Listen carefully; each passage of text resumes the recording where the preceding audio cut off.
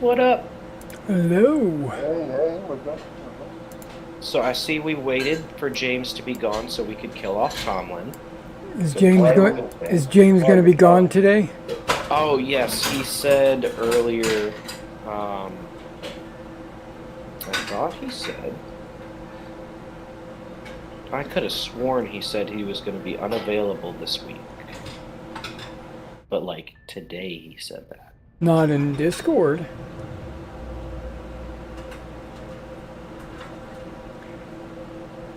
Um,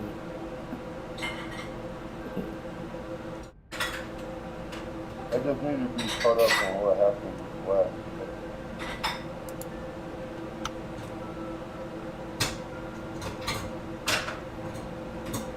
oh, there it is. Yeah, he said He said it in one Nest comms. I will be unavailable this week. Hopefully, we don't fly into a star.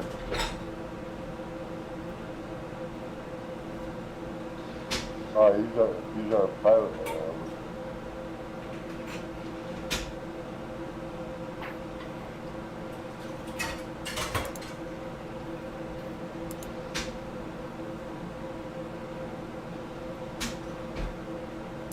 Yeah. Okay.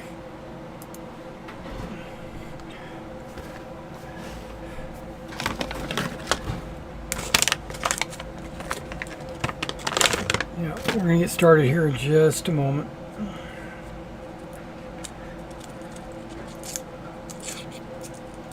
My stomach is giving me grief.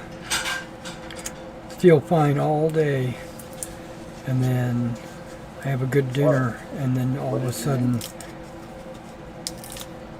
I have to hit the latrine. It's like it went right through me. You should have What put did more you eat? points into endurance. You What think was you the think it's dinner? endurance? I think that's what that falls under in the traveler system. Not social standing? No, I was gonna say Constitution, but then I was like, wait, wrong system. right? Wrong systemo. Or here. Let's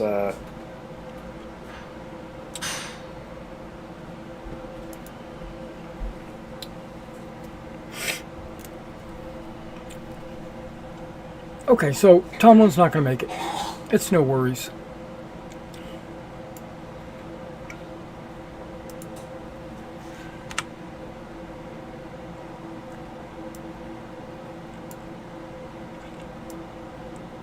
We've got the important players. Okay, that's right.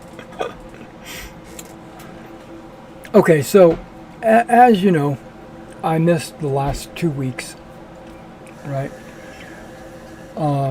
But really only, in my opinion, I really only missed one due to work. And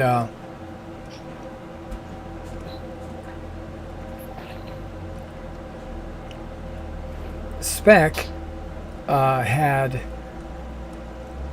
asked if an every other week would be more beneficial to my schedule, and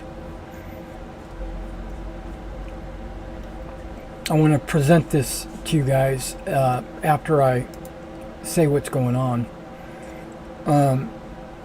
As some of you probably know, I work on commission, and but I also have like an eBay store where I sell stuff on eBay or whatever. But my biggest income is the commission sales. And whenever I get a commission, I have to put like everything on hold, or I should put everything on hold because I want to get their stuff painted and shipped out to them ASAP, because it's kind of like not an agreement, but it's kind of like an agreement, like an unwritten understanding that I would work on them and then get them back to them as soon as I can. Nobody's complained about speed or anything like that. It's just my personal hang up. And so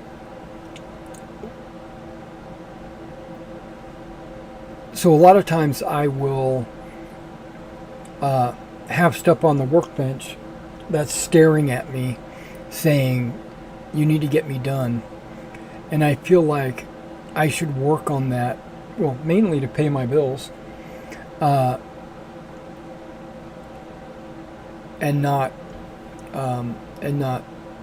game. I know this is only like 4 hours or whatever, but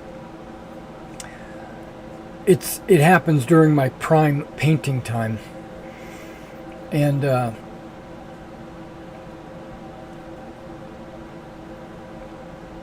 I am currently done with all my commissions right now.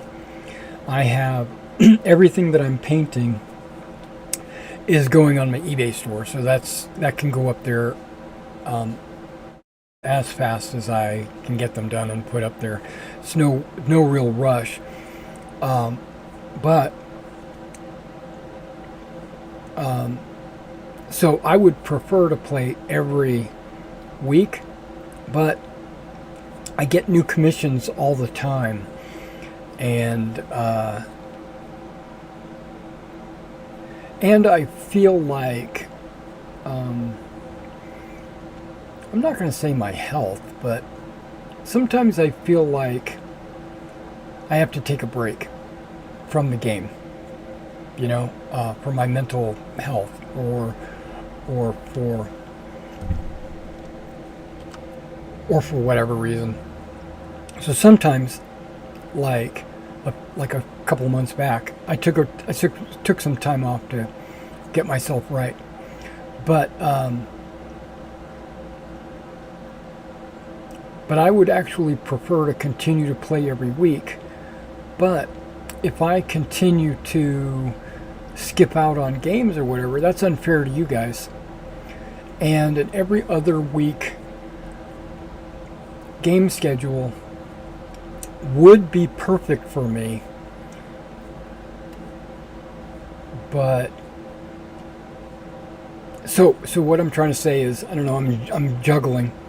What I'm trying to say is, I think I would prefer an every other week game schedule.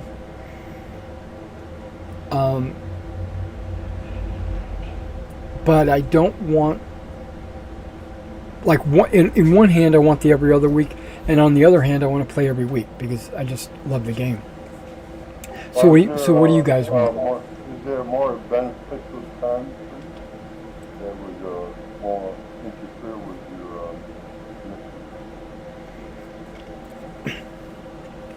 Yeah, I think every other week would be best for me, but but you guys are also part of this game, and I want to know if that would work with the rest of you.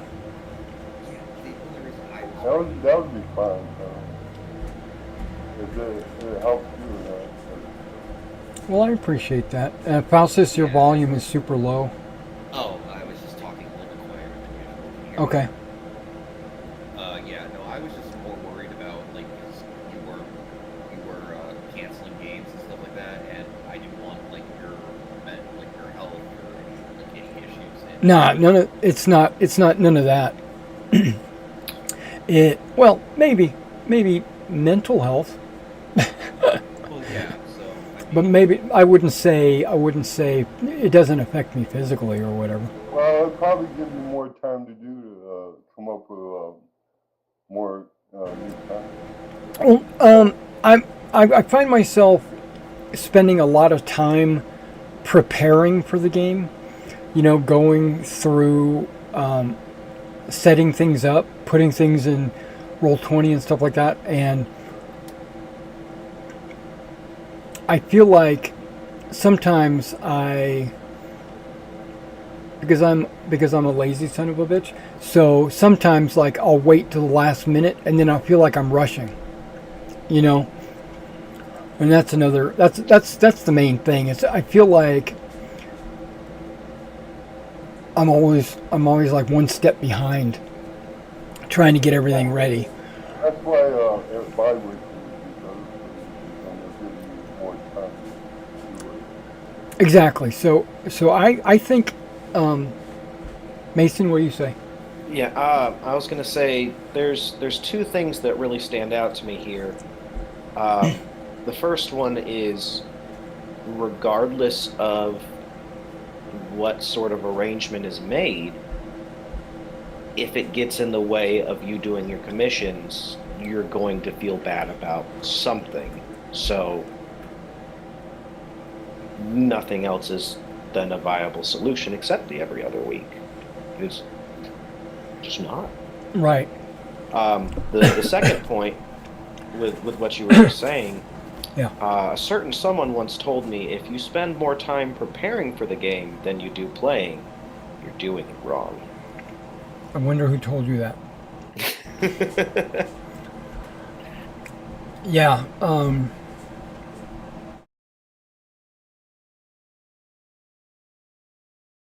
That's true. But an every other week would give me like 1 week to prepare and then 1 week we could play. Yeah. You know. So going forward, I agree for her.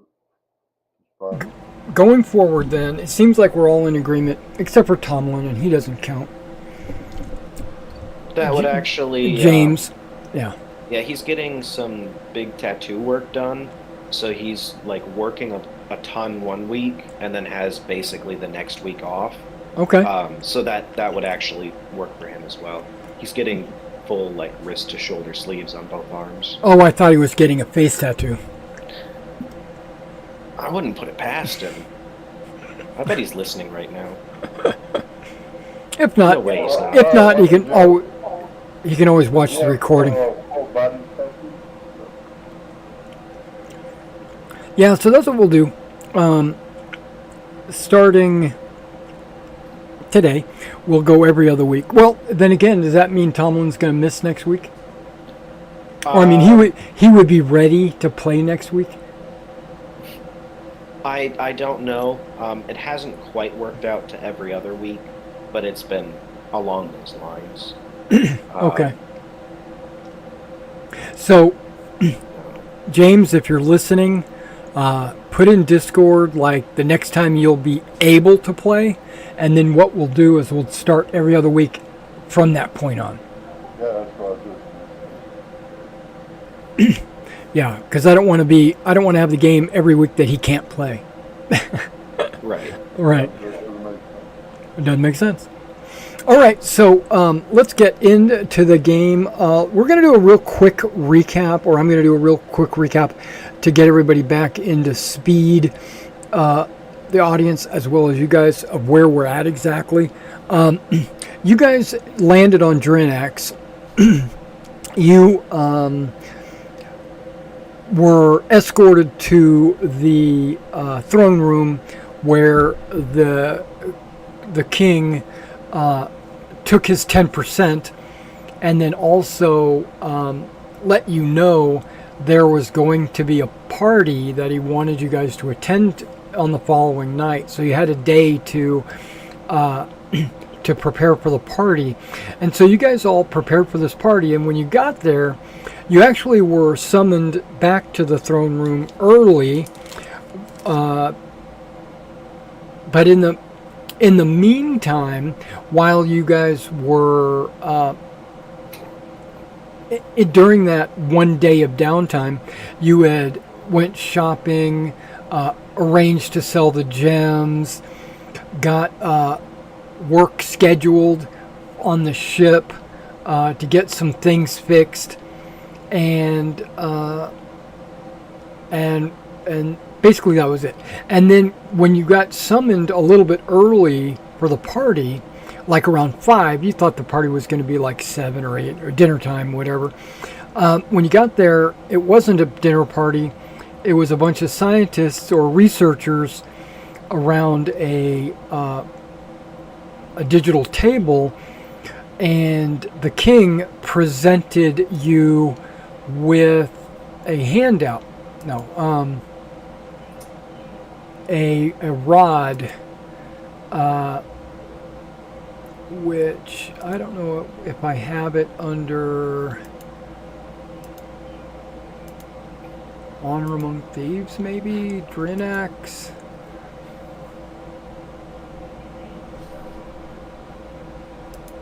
Yeah. So he had this rod which he presented to the party. He would have presented it to the captain. Do you have that in your inventory? I think so. Let me check. I remember that thing. It's super important. Don't lose it. It's the key to the vault that's located on Paal, if I remember right. And so he wants you to go to Paal, but you are having to wait here approximately 1 week to get the ship repairs done, and then you're going to make a jump either to Porn or Hilfer before you get to Paal. You could just jump to Porn's gas giant, refuel, and go to Paal from there, or you can go to Hilfer and go to the starport to get gas, or you can go to Porn and land there to get gas. But there is a gas giant located at Porn, so you don't have to stop. But that's up to you guys to decide if that's what you want to do. Plus, Paal has a gas giant, so you can actually go there and back in 4 weeks, which is what your ship's complement of life support is. Your ship can hold up to 4 weeks of life support. You'll just have to pay and replenish it. But yeah, but then if you run into any problems, then you might be short on life support. That's a decision you guys are going to have to make. Yes. So that's a decision. You said you do have it in your inventory? I did not, but I just added it. Okay, that's perfectly fine. Don't lose it. If you do, then you might have difficulty getting into the vault, which King Oleb believes that the vault is untouched because the key has been here at Drinax for a while. Right? It's something that they found in their archives. And so if the vault is open and empty, it would be empty by centuries, right? It would be old and empty. But he suspects that it's going to be sealed, and he would like you guys to go collect whatever is in there. Now, if there's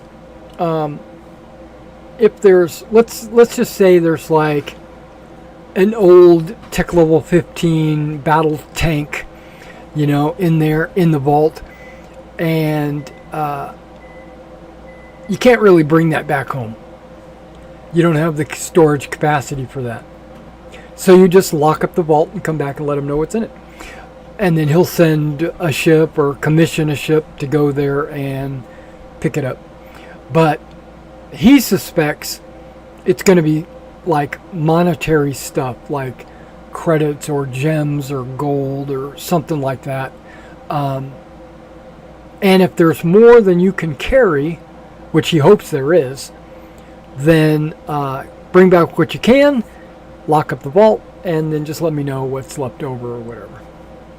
And you guys arranged a split, if I remember right. He was wanting 90% and you were going to get 10%. And you thought that wasn't a fair, equitable trade, so you negotiated a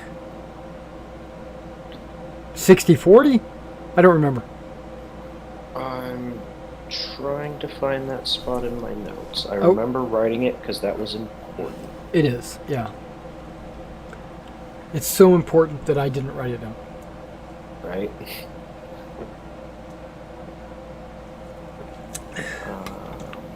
What's the tactical situation where we're gonna run? I don't know if your volume is really low. I'm having a hard time hearing you.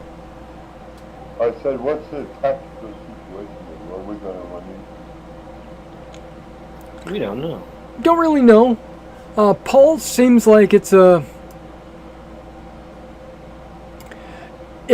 war-torn world. Anything that's really close to the Oslons is going to have more severe battle damage from a couple of hundred years ago when the Oslons came and like orbital bombarded all these planets. I should have something on the shadow. Paul, I don't think I shared this with you guys. Okay. There, I'll share that with you. It looks like there is... The population is in the millions. So that means there's people there. The law level is really high, though. Everything is prohibited. And the tech level is very low. They're just barely in the nuclear era. End of World War II, beginning of Korea time frame. So it's not that great of a place, but it's got a regular atmosphere. It's not tainted or poisonous, and they got a pretty good starport.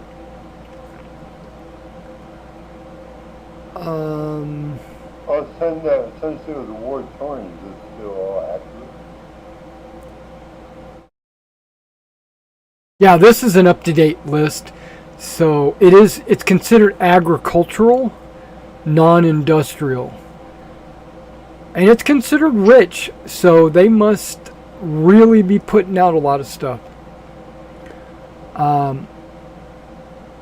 they have a culture of aloof, very, they have a heterogeneity,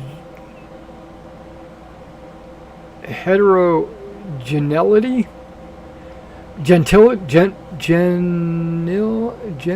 I don't know how to pronounce that word, but basically they are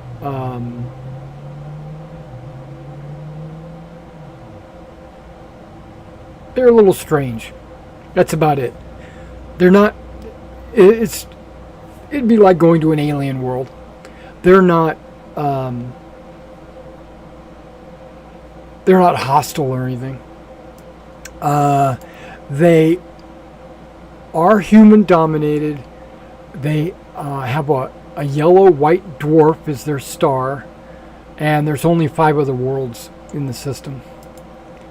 So the planet was rebuilt after the war? Well, they were probably knocked into the Stone Age, and now they're rebuilding, right, like you said. And they've only made it back up to nuclear, but their focus is on agriculture, so it might not be radioactives. They might have dropped like asteroids from orbit or something. All right, is this vault something new, or is it agricultural? This area in purple is the old kingdom of Drinax. So a couple of hundred years ago, King Oleb's great-great-grandfather or whatever used to rule over this area, and then there was the Oslons came in and kind of pretty much destroyed his kingdom and his family, and this whole area has kind of been disconnected to Drinax, and he's trying to get all these worlds back into a organized kingdom. But even before that, there was something called the Sindalian Empire. Sindalian Empire was pretty technologically advanced, and it was before the Kingdom of Drinax. The Kingdom of Drinax came to being, or it elevated after the empire of the Sindalian Empire dissolved or evaporated or whatever. That was like 1,000 years ago. And this key is a Sindalian key. So I'm asking, is the vault buried or is it above ground? he suspects that it's buried, but he doesn't know. See, if it was important to him, he would have sent somebody there to find out. Oh, wait, that's you guys. So we're going to have to scan the planet to try to find more. You might, or ask a local, or something. They might have customs or rules that prevent you from doing. Scanning the planet is not a bad thing. That's a good thing. But it's like finding a needle in a haystack at that point, because you wouldn't really know where to look, and you might be up in orbit for weeks or months. Well, our ship has density. If you guys don't have densiometers, What type of sensor? you got advanced military sensors. Because that has density. No, you got radar, you have LiDAR, you have infrared, things like that. But it's advanced, so the computer software is able to narrow and clean the images up. If you want to get if you wanted to get life sensors, that would require oh man, what's it called? There's a sensor that can detect mental waves, mental output or whatever, and then you can tell if there's life. There's a sensor that can detect how thick or dense something is, and that's a densiometer. But that's like an extra. That's very few ships would have that on it. Only the most sophisticated, like scout ships, would have stuff like that. You're more of a military ship. You're a raider, actually. The sensors are for detecting other ships, not mapping out their interiors. How are No, we going to find this vault? yeah, that's part of the trick. It's up to you guys. You can scan from orbit, but what you're going to be scanning for is visual, like looking to see if you can see any vault buildings or whatever, but you wouldn't know where to begin your look. You can use radar, and you can use infrared and thermal and stuff like that, but if it's so old, it's probably going to blend into the surrounding ambience. Well, does the king have old documents or any information that can help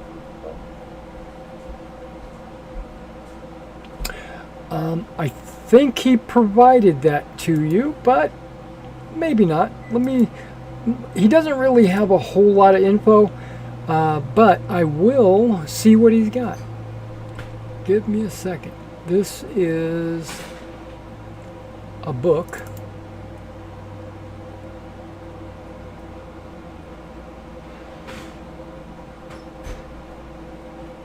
It's not a book. Hold on. It is Reach Adventures. There we go. Our other player, did you find out the agreement you made on the census? Did you find the percentage? found part of the conversation, and I'm looking for where it is. I'm using the subtitles so I can still listen. All right. Keep on doing that. We'll figure it out. But 40 sounded right. Yeah, I think it's 40 for you and 60 for him. Yes, that would be it. I believe that to be true. It was the 70-30. You wish.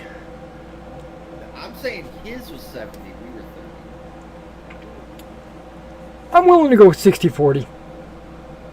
I think 60-40 seems reasonable. Okay, let's start with the introduction.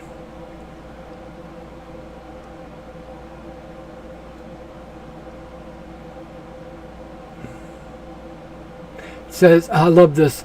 The adventure assumes the travelers have access to a jump-capable starship. Okay.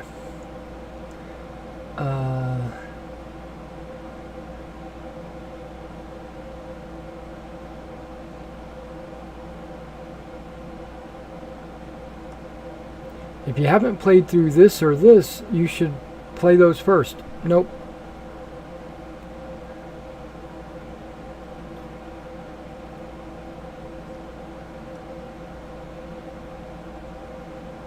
Okay.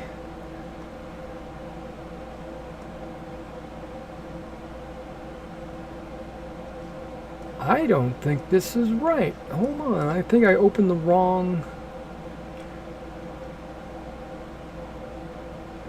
Olib is trying to build it? Okay. Yep, this is not the right adventure.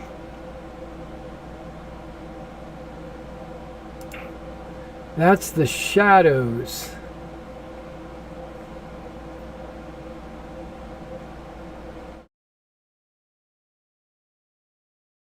Okay.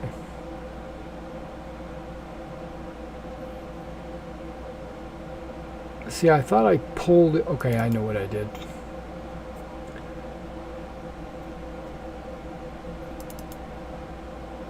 Okay. I have a timestamp for it. Okay. We were offered 30%. And I said 50. And you made me make a persuasion roll, and I passed by outwitting the drunk king. It's at 329. So you agreed to 50-50? Yep. Okay. Guys, I negotiated so well for us. Yeah, benefits of having notes. I'm okay with that. I'm okay with that. He was drunk. He was willing to go to places he shouldn't. Yeah, Okay. that definitely help us fix our ship up. Okay, it's not a reach adventure. I could have swore it was a reach adventure. Yeah, my reasoning for it was we're putting all of our money back into your ship. So really, you're still getting all of it. Yeah. Oh, the ship's not ours? No, it's his. We're just using it. Will we have a chance to purchase it?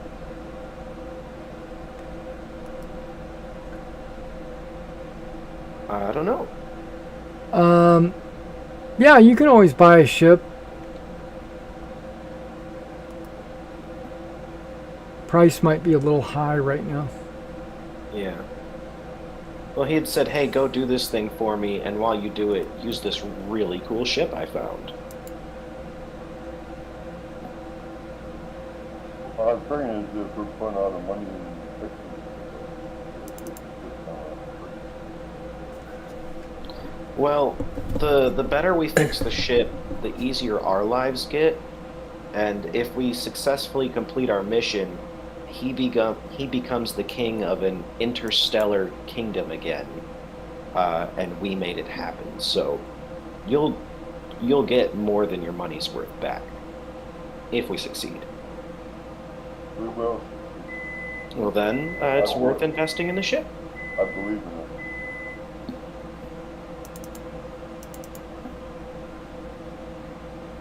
Okay.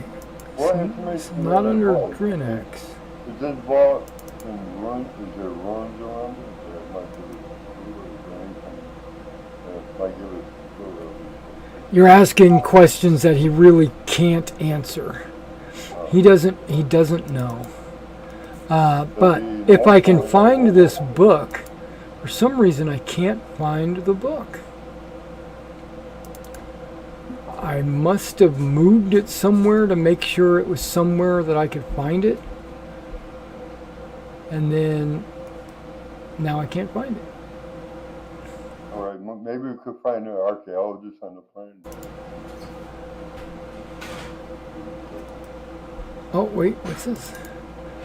That's the Shadows of Sindal, which is not the adventure. Thought it was. Okay, let me double check.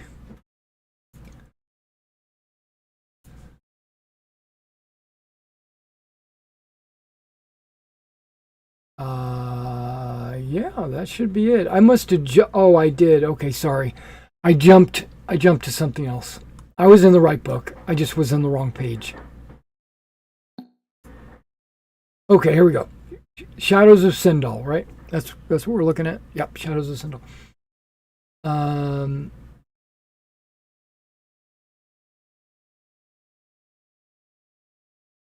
Okay, travel to Paal, which used to be a vassal world of Drinax.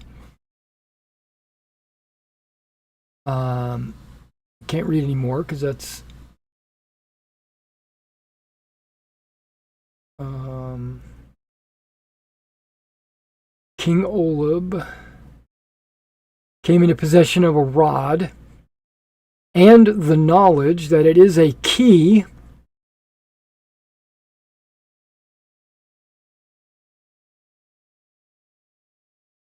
he does not know what it opens.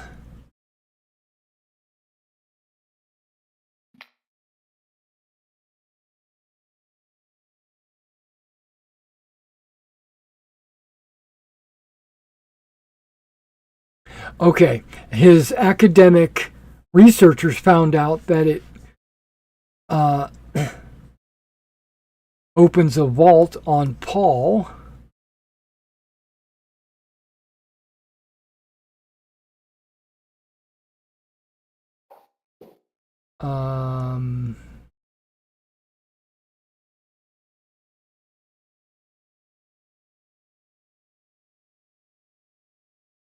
Okay, here's a little knowledge. Sindal was once extremely important in the affairs of the Trojan Reach sector, since it's the home of the Sindalian Empire, which had its capital at a planet called Sindal, which is now called Noricum, which, if you look on the map, it's right there.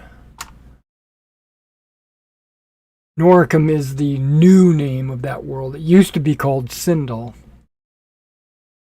The collapse of the empire and the region was violent, with nuclear and biological weapons used by both the final death throes of the empire and also against rebel worlds during the Reign of Terror. As a result, there are remnants of the Sindalian civilization across the subsector, often surrounded by wilderness or uninhabitable regions.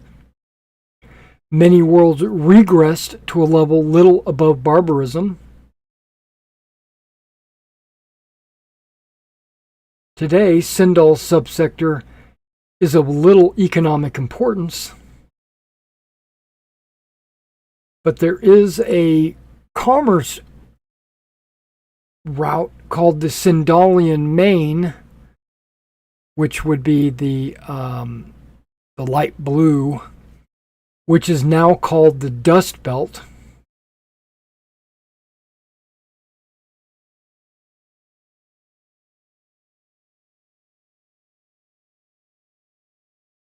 Okay.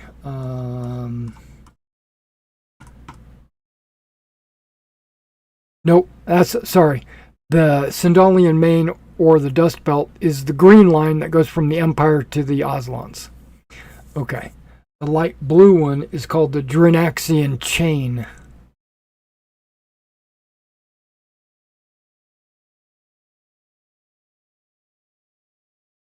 It's a fairly large amount of trade going through there. Okay. The rod, okay.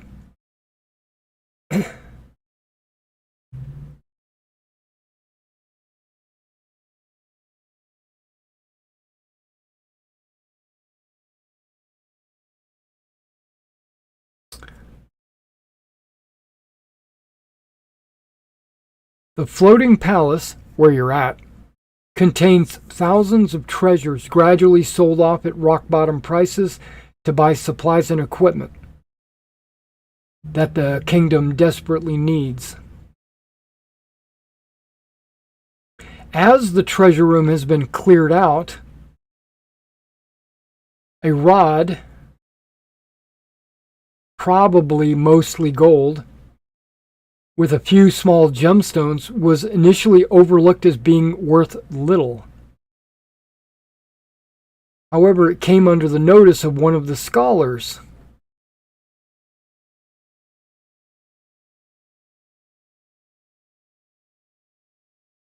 It was subjected to evaluation to ensure a decent price was obtained if sold. Closer look suggested it had data storage capability and hologram projector. That was nothing special. A little repair work indicated the rod could not contain very much data at all and was therefore more or less useless as a personal computing device. It must have had a special purpose. After some investigating, King Oleb's scholars developed a strong suspicion that the rod was more than it seemed to be, a simple decorative item with a built-in computer. It might be a senior official's access key. In further investigation, some outright guesswork, the scholars are reasonably sure the rod will grant access to a hidden bunker on Paal.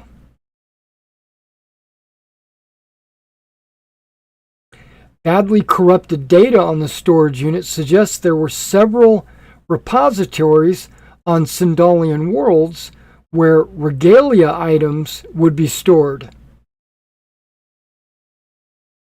You know, like crowns and scepters and stuff. Recovering these sorts of items would improve Oleb's status by strengthening his claim as the rightful successor to the emperors of Sindal. While not an immediate economic or military advantage, this could grant political leverage.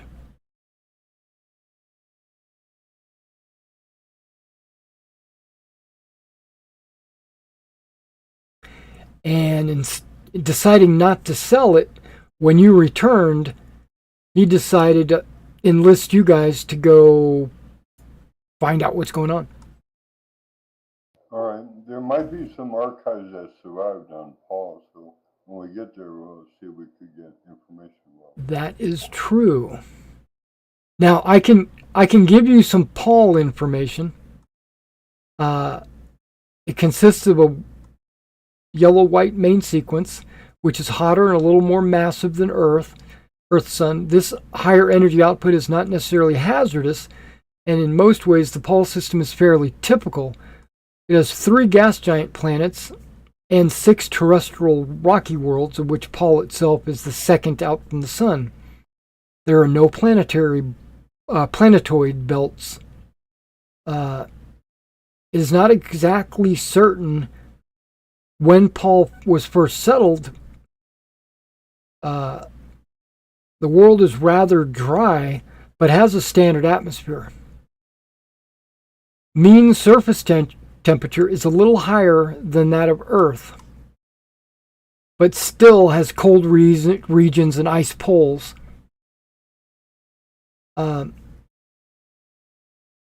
Most of the inhabited regions are close to the world's many small, shallow seas. It has 40% water, so that's a lot of it's water, but it's not like Earth, you know. Yeah. Earth has more water than Yeah, Earth is like 70% or something. Okay, when Paal was a subject world of Sindal, and then later Drinax, it was subdivided into administrative regions, over time evolved into states. I'm skipping stuff. Thus, Paal has numerous kings, princes, and dukes ruling its large states and lower nobles owning them allegiance. These titles can be confusing to outsiders, as some are actually dynasties while others are given to elected or appointed. Okay. As a local tech level 6, although with the population of 6 million distributed around the small states, there's little in the way of large-scale industry. This is one of the reasons Paal's technological stagnation. Never had a chance to increase its technology base.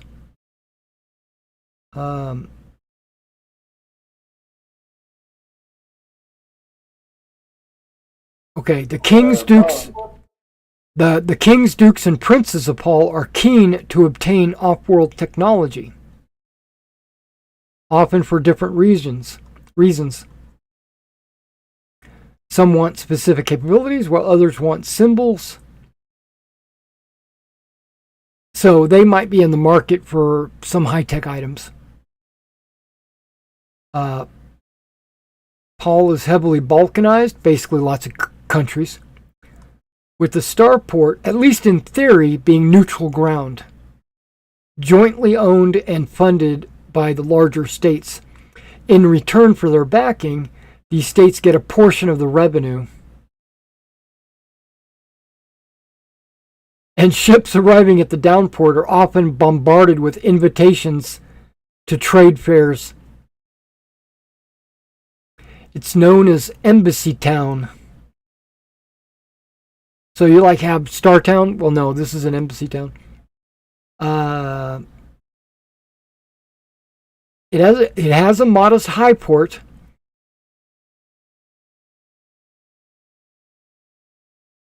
Has very basic services in orbit. The intent is obvious. They want crews on planet where they can influence and sign them up to trade deals. They have a low-tech squadron of defensive craft, plus missiles. They do have nukes.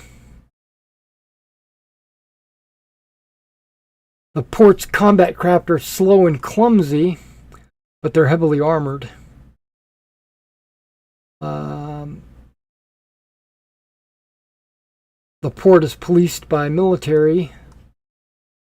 Downport has good facilities that wanted to enjoy your stay planetside, especially if you bring a big stack of credits.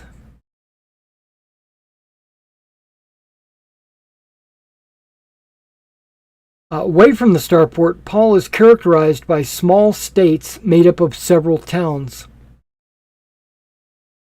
It has a nuclear-powered rail network.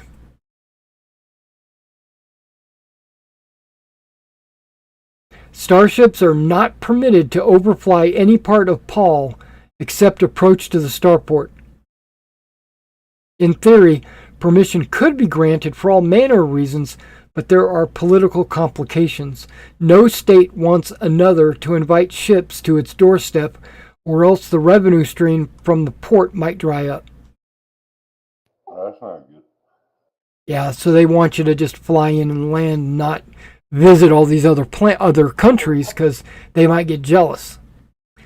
Do we have a ground vehicle on our ship?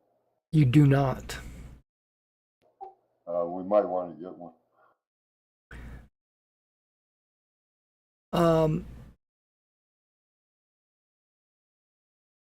Okay, with this, okay, that's good.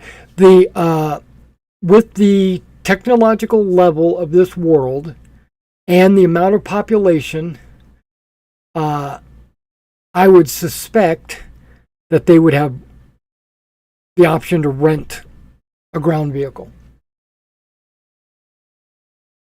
Do we have enough money to buy a ground vehicle, guys? Well, what kind of ground vehicle do you want to buy? Your cargo hold is not tall enough. You've got the tonnage, but it's not tall enough to have anything more than a ground car, like a dune buggy or a your standard sedan motorcycles. Don't That buggy would be nice. yeah, an air raft maybe. Yeah, you could fit an air raft in there. You would not. Don't buggy like you see in those sci-fi movies. They're not that tall. Yeah, you could get a dune buggy in there.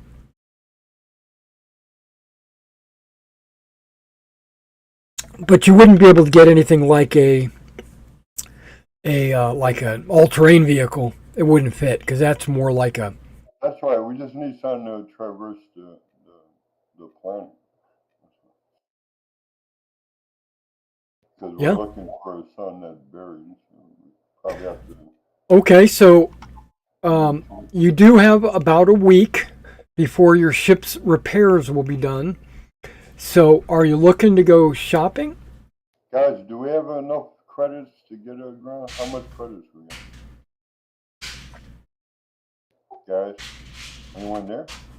Oh, I'm here. I was just unmuting my microphone.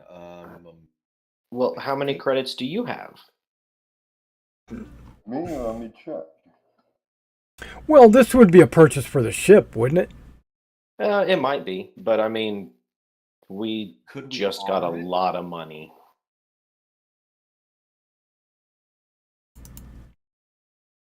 Because I know, looking at this, I have about 270,000 credits.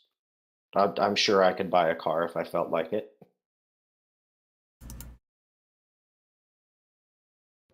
Right now on hand, I have 6,000 credits. Okay. On hand, I have 2,500.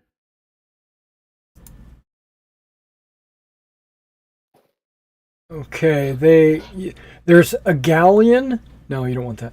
I'm trying to. The steam car would be too high, too tall to fit in your cargo hold. So let me just keep scrolling here. Do you have any dune buggy type vehicles? I'm Like working on it. military type? There is a dune buggy. I gotta zoom in because I can't read. What just happened? Okay, dune buggy. You ever see that one on Star Trek? That one they had high speed dune buggies? Have something like that.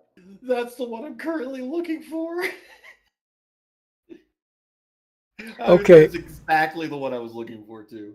Okay, the dune buggy I'm looking at has a driver and a passenger. You want something bigger than that. Yeah, something with a back seat. I mean, an air raft is still pretty quick, isn't it? Oh, air raft would be awesome. Yeah, we can. I guess the air raft would be. As long as we got something to traverse quickly across the planet, because we have to be searching. Okay, I'm looking at something called an air raft. It has a crew of 1 and 5 passengers, so you could. It's got like 2 rows of seats basically. That's perfect. It also can carry 4 tons of cargo, so it's got a trunk. Is this what you were looking for there, Shogun? No, cargo is I'm sorry, quarter That's not ton. what I was looking for, but it'll do. No. I meant like check the text chat. I posted the picture of what I thought that's what you were. Yeah, something like that. Yeah. The air raft is 250,000 credits. Oh, so I could just buy one for me. No. I think that's a worthwhile purchase for the ship. That's gonna be for the ship, so we might as Yeah. well use out the money we have for the ship. I'm going through. I'm just double checking to see if there's an alternative. There is a ground car for Would that 6,500 credits. Oh, okay. Would the ground car have mounting points for uh defensive capabilities just in case? No, nothing I'm offering. Nothing I've offered you has any kind of It weaponry. has grab or it has a lot I, of terrain I'm capability. not saying that it needs the weapons in general. I'm saying does it have a point that I can mount something, or do A I have to ground learn? car, a ground car is just like a sedan. Right, it's got a Okay, so window it's you got a can hole. lean out of. Yeah, we can lean out the windows. I can cut a hole in the roof. The air raptor would be just fine. And also that later on a weapon can be mounted. There's not enough people in that. Well, I mean, we could just go with the cheaper option, the ground car, aka the sedan. Well, the air raft is like anti-grav. We need more of an all-terrain vehicle. If it's anti-grav, yeah, that would work. Okay, But we need I was just something trying to save us a anti-grav. little bit of cash. Well, the ship funds, we left off repairs with 1.5 million, and the average jump, or let's say we're doing 2 jump 2s to get to Paal, and then 2 more back. So that trip is going to cost us about the same as this air raft going there and back.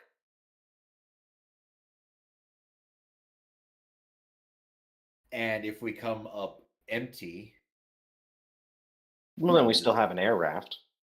There's gas giants. If we have to, we'll get fuel from the gas giant. we don't have refining capabilities. We have No, we do. extraction.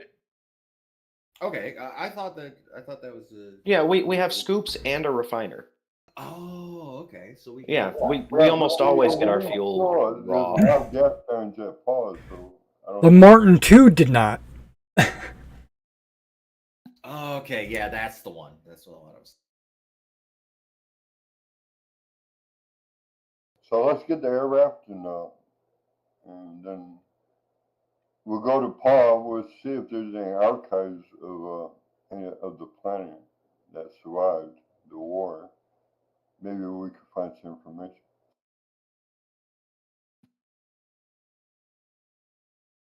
Maybe their library data or whatever. Yeah, I was gonna So, say we. so the gist of the story is some important officials fled from the worlds that were bombed and came to Drinax. One of them carried this rod. It contained access codes for a set of repositories on Paul. The repositories were never opened since the only key had fled the planet. The goodies are in bold, still there. Olab has no real idea where it is nor exactly what's in it. Most of it is supposition and guesswork, but Olab is excited. That was the gist. There has to be the vault would have to be near some ruins. I would gather it was in a town, city, or some other structure. So there might be ruins that we could check any ruins on the planet. And Okay, yeah. so My archaeology legs. just remember, think of yourself landing on Earth and then someone saying, find a vault. How impossible would that be? It would be very impossible. So how are you going to find or not a vault, a repository or something? How are you going to do it? You're not just going to land and look around for it. No, we're going to have to find archives or information. Exactly. You're going to have to ask somebody, do some research on a computer or something. Yeah, exactly. That's what my point is. You're not going to be able to just grab this air raft and go zooming around. Oh, we know that. It's obvious. I mean, you might find something, but it's not going to be, what you're looking for. Okay. Yeah. So, did you want to buy an air raft? Yes. Yes, we should. Because the planet has been very damaged. The terrain's probably awful. Okay, so take a Move note. stuff. It will take up 4 of your tons of cargo hold. Okay, Kestrel. Here we are. It has a 6-passenger capacity and a 1/4 ton cargo trunk. It has sensors too. Hold on. I should have pulled it up. The vehicle handbook. Here we are.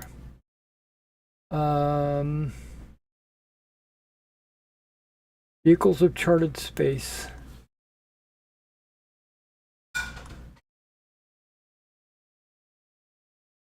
Oh, wait, there it is.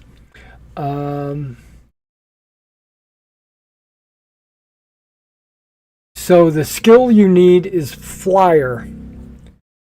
Does somebody have flyer grav? Yeah, I believe I do. Let me check.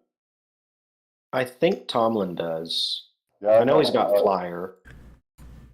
Well, we'll open his character sheet and we'll find out. Well, even if you have flyer, then you can use that. But if you have flyer, drive wield. Oh, I have flyer 0. Yeah. Okay, so I can fly it. yeah. So you could. I don't have. I have drive. So Let me see what skills he has. He does have flyer. He has flyer 0. Yeah, so he's not specialized. I have flyer 0 too. Okay, so you guys can fly it, but if the specialty is grab, so if you got to level 1, you'd want to get grab, but it has a speed of okay.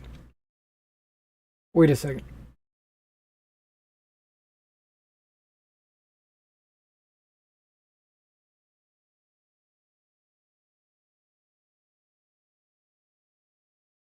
It has 2 armor on all 3 sides.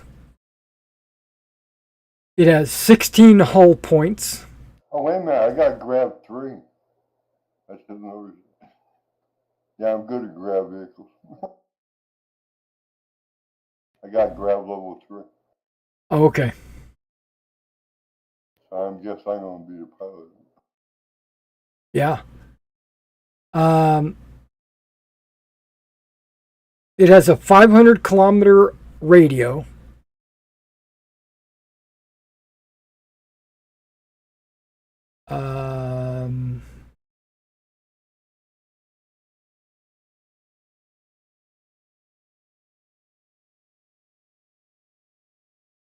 It has an entertainment system. It has a navigation system. And it's got headlights. It's open topped. It can reach orbit. Not directly. I mean, it doesn't just go straight up. It's got to build up its altitude as it goes.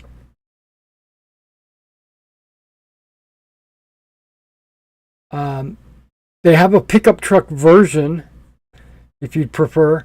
It has a crew of 1 and passengers 0, but it can carry 1.5 tons. The one you have carries passengers and a small cargo hold. Yeah, the regular raft would be better.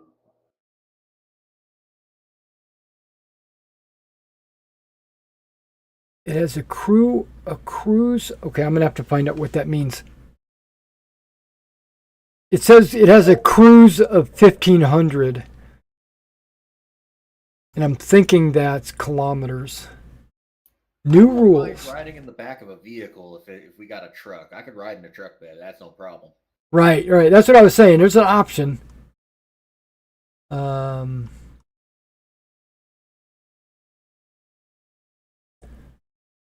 Oh, wait, hold on. You could buy a used version.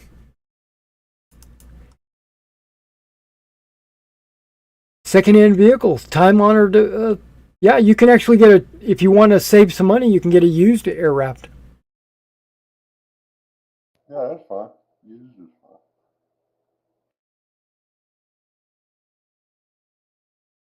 I'm pretty sure we got a guy through mechanic. You're muted. Yeah. I don't see why not. Let's go for it. Okay, so anybody that wants to make a trader or a broker roll is welcome to. Okay. Anyone got I that? will make a broker. This is a knowledge check of used cars.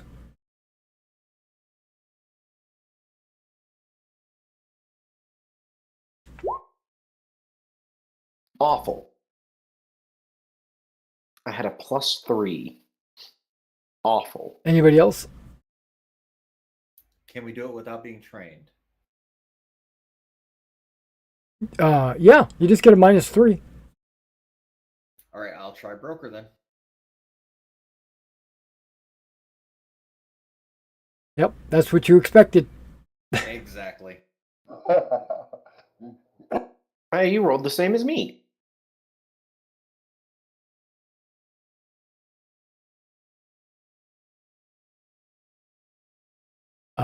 Shogun, are you gonna roll? No. Give it a shot. Kaelin? Let's see what happens. Yeah, -3. All right. Yeah, you can do a -3. Just click on the skill. It should already be a -3. It should say untrained.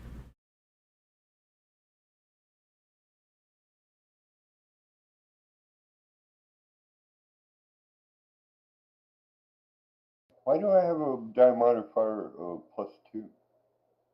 That's weird. Because you probably have a stat bonus. My high intelligence, maybe. Yeah, okay, let me try. So I only got -1. Yeah, well, just click it. It'll tell you. Okay, so the 6s let you know that, I won't tell you exactly, but when you buy a used vehicle, there's going to be something wrong with it.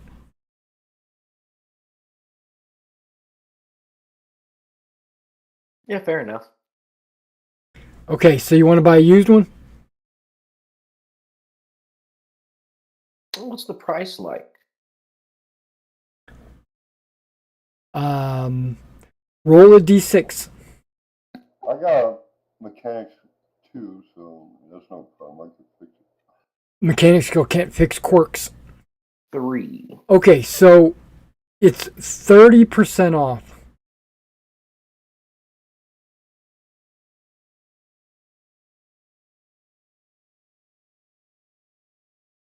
Saves us 75,000 credits. Well, it's up to you guys if you want to get a new one or used. I'll leave it up to you. 75,000 credits for a quirk.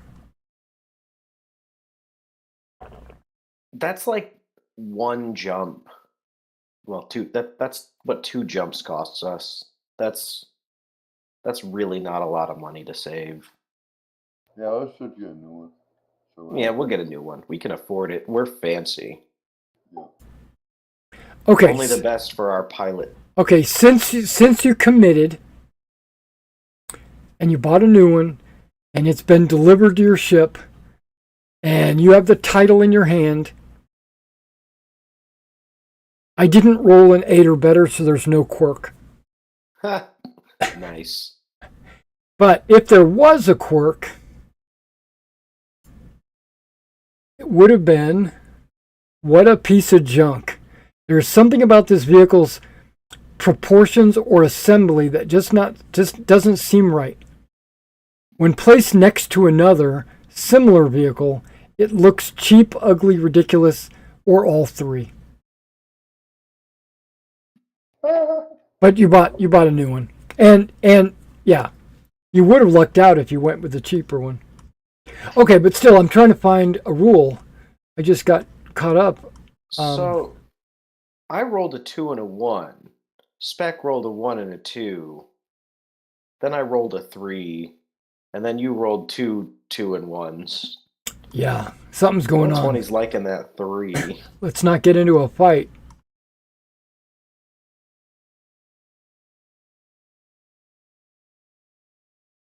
core chassis check. Okay, hold on.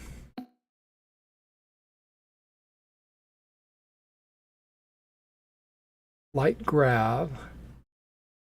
Range.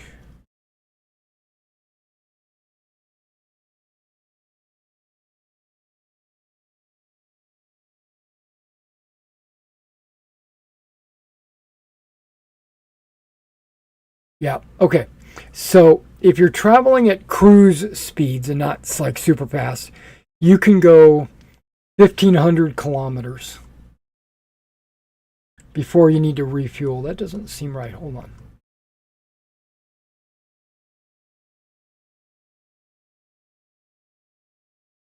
Well, that's pretty far. It is, but an air raft should have like a fusion power plant.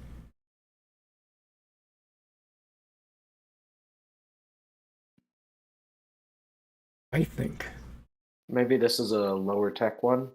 It is. It's marked as a super low tech.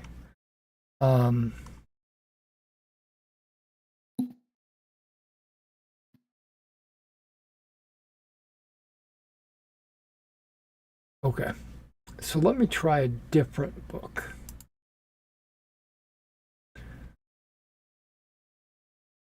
Other books. The basic core rule book has a air raft. What tech looks like. Yeah, I went to the vehicle handbook, but I'm going even older than that.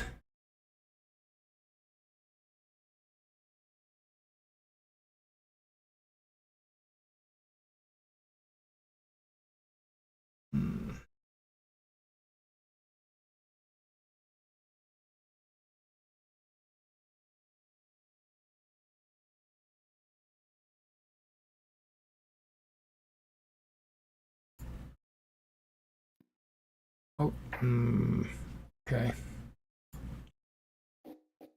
Does this have a...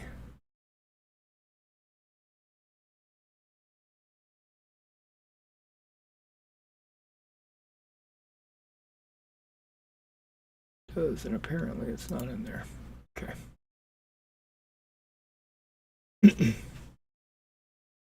You're okay. Let me just say this. You're getting a. You said there is an air raft in the core rulebook.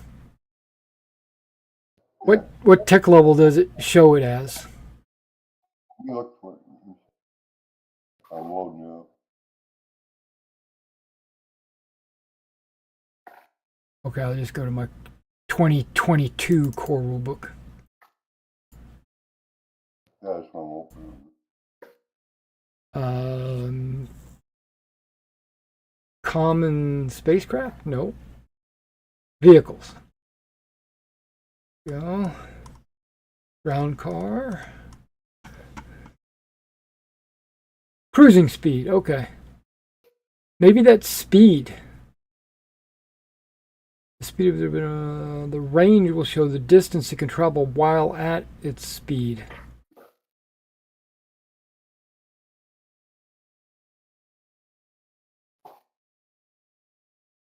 Okay.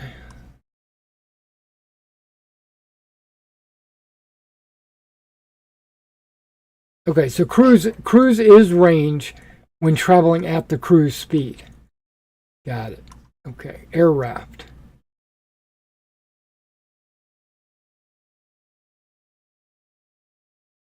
Yeah, it says tech level 8. Yeah, tech level 8.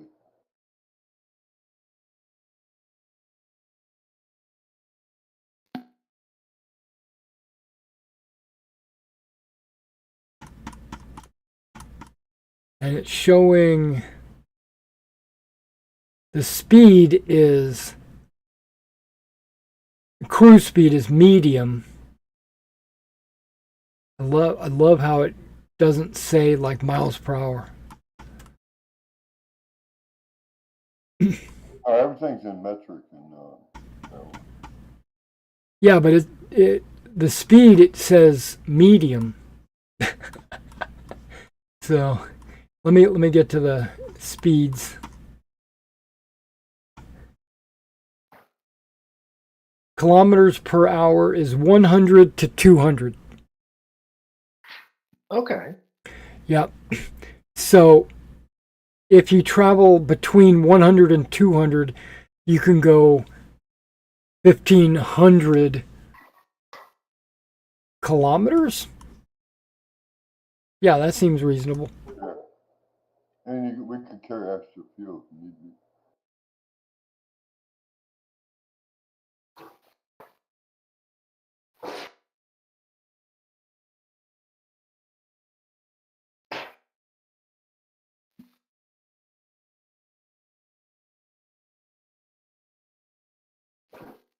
So Okay. what have we repaired on the ship, by the way? What has been fixed?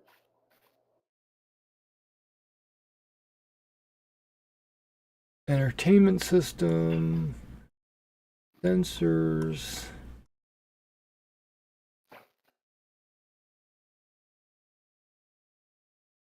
Yeah, because you got an extra half a ton, but I'm trying to see like fuel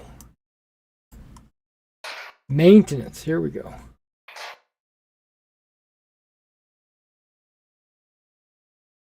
Running costs and maintenance. That's starships, not vehicles. I think I scrolled too far. Yep, that's spaceship. Okay.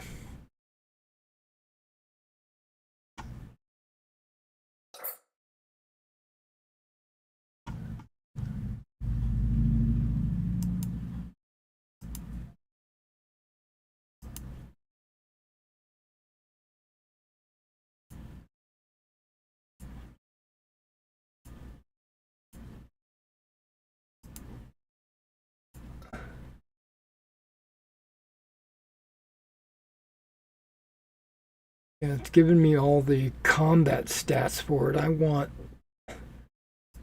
just stuff. I look for the fuel used. Probably hydrogen, just like any other vehicle. Well, that's if it's got a fusion power plant. Okay, so let me go to the vehicle handbook because it's in the rule book. It's just like this is the vehicle combat rules.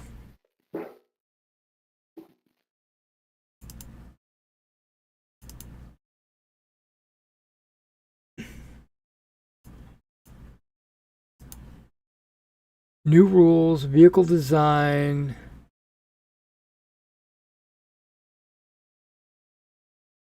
Okay, there is an index. That's good. Fuel capacity. Okay. I would think it'd be somewhere in that area. Performance.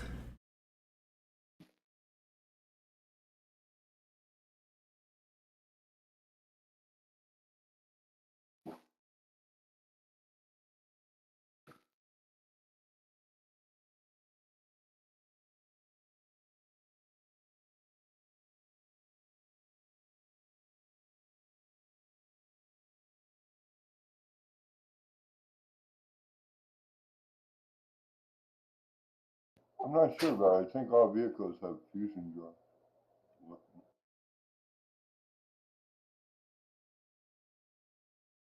Yeah, at Tech 8, I think it can have a fusion power plant.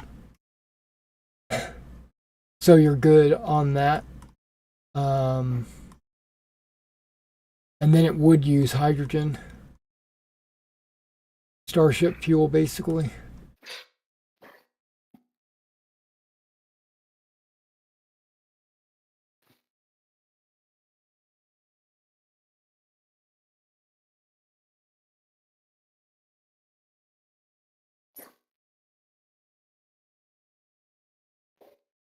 Could be wind powered. No, we don't want that. So guys, have we did successfully. Yes. That's right. Repaired. We fixed up the maneuver drive and the jump drive and the military countermeasures suite and some of the hull. Oh, that's nice. You guys did And let's see. Jump drive, maneuver drive, some of the hull. Does anyone else That's need it. anything before we start to travel? Where is Paul anyway? I don't see him. 3 jumps to the right of Drinax. I was down below it. Okay, it says all vehicles require routine maintenance and the occasional topping up of fuel and other essentials. This is part of the general vehicle care.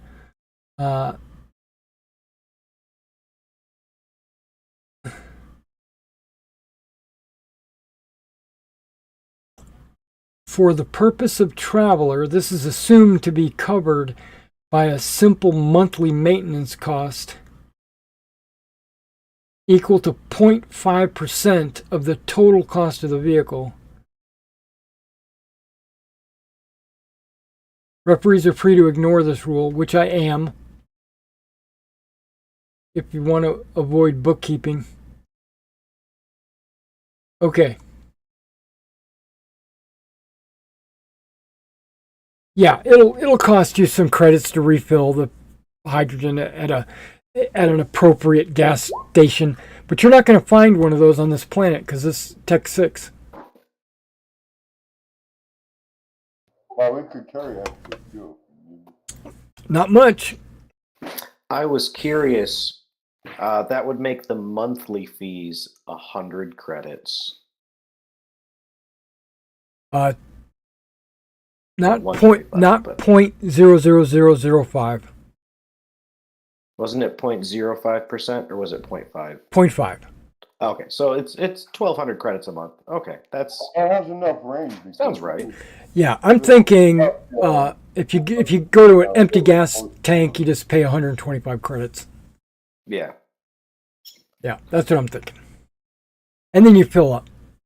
Yeah, we're not gonna cruise the countryside, so I think that's enough fuel. Well, 1,500, you'll have to go back to the ship to get more fuel.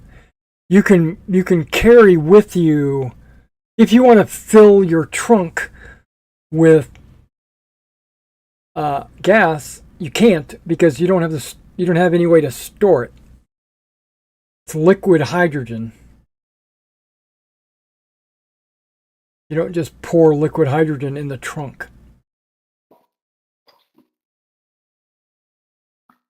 Did you buy the pickup? No, you bought the passenger one, right? Correct. Yeah. Right. Do they have a small processor for vehicles to process water for hydrogen? Nope. Oh, they make it.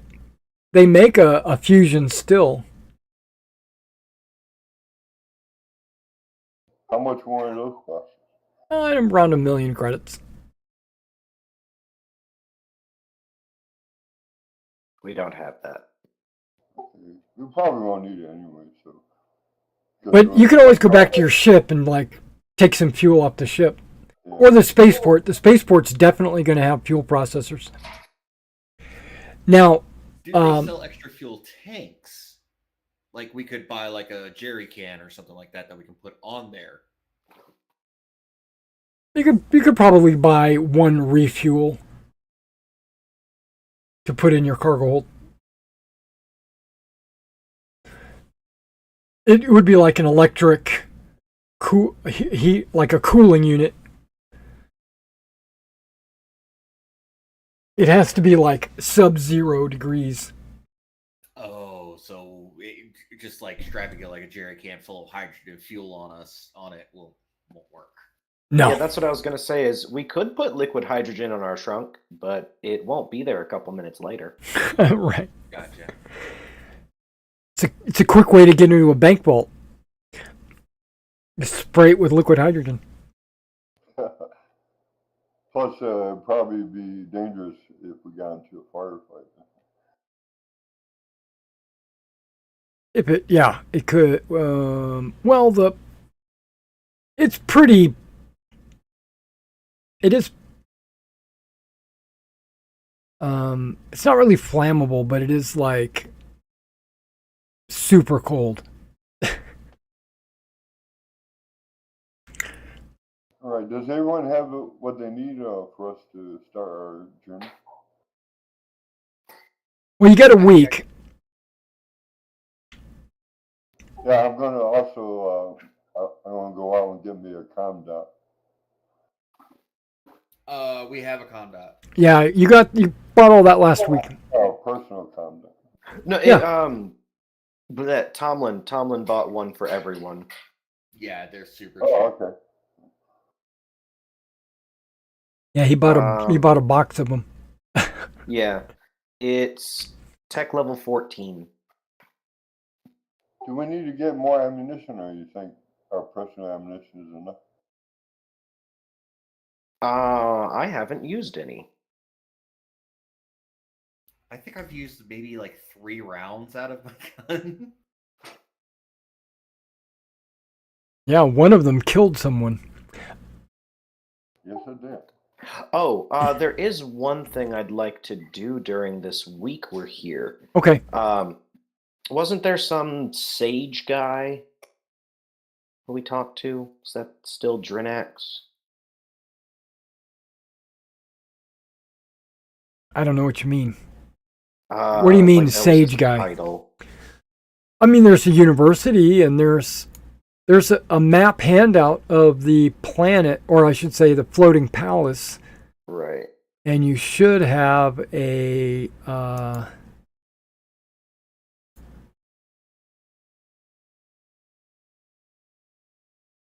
the poster. So I'm looking for. That's a I P. remember that, That's a remember PDF. the king has some type of sage or something.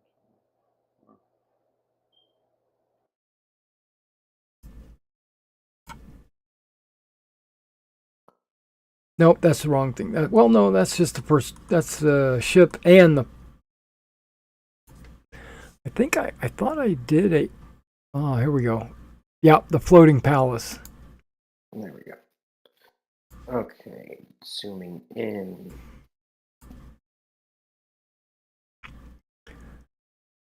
Yeah, on number 4, that should be the Yes, the university grounds.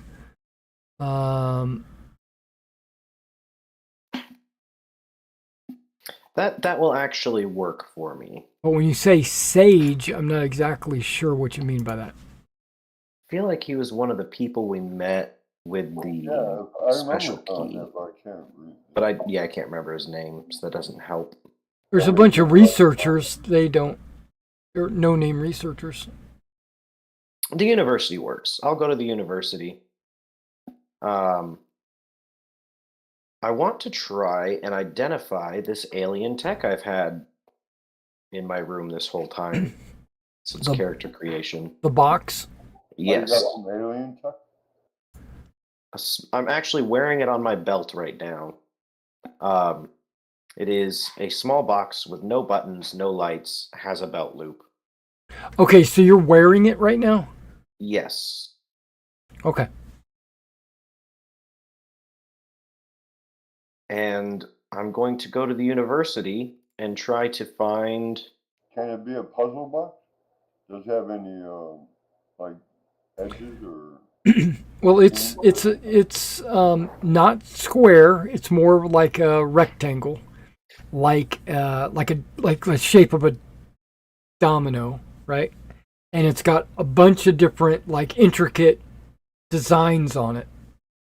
Like Are they like ruins or designs? Both. It's hard to tell. It might be a puzzle box. Ruins. Have you tried touching any of the ruins or doing anything with the ruins? No, that's why I'm taking it to the university. Yeah. I'm hoping to find someone who can tell me more about it. There might be something that opens it. You might have to figure it out.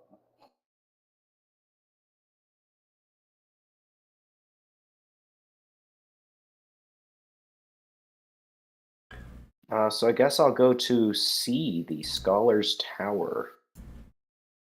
Seems like the best place to start. Yeah, it might be the best one. Okay. Um,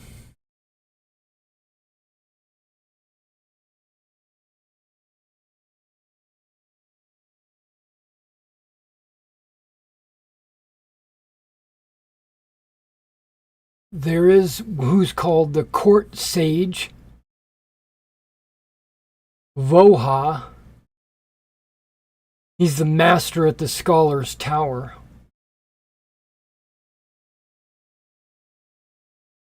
Then he's the man I need to see, because he can tell me who to talk to.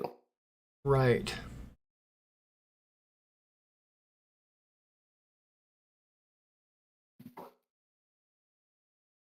Man, you might first want to figure out what designs, what race the designs have any. I don't have a way to know that. That's why I need his help. I mean, said scholars might be able to find. Oh yeah.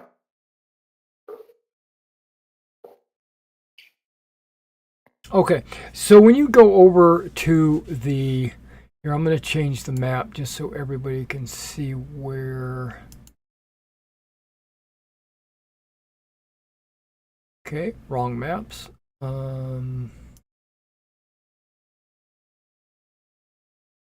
Yep. That might be easier. Okay, so when you get over there, that building is a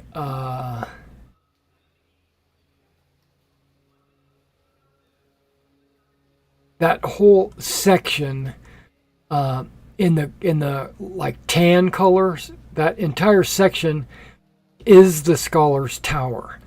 Those buildings off to the side are all part of the university.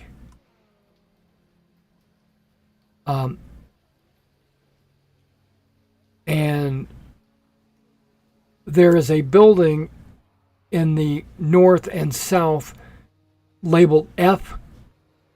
That is basically guarded buildings. They have guards posted there. And it says under length, but you don't have access to that. But yeah, so you go to the main building, I assume, the Scholar's Tower, and it looks like, a normal university. There's going to be an admin office somewhere.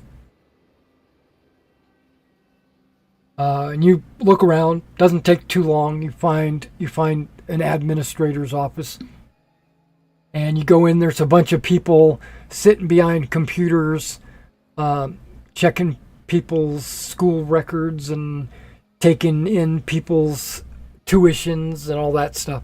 It's your standard university BS. And that's what they're doing when you walk in. They don't even look up at you.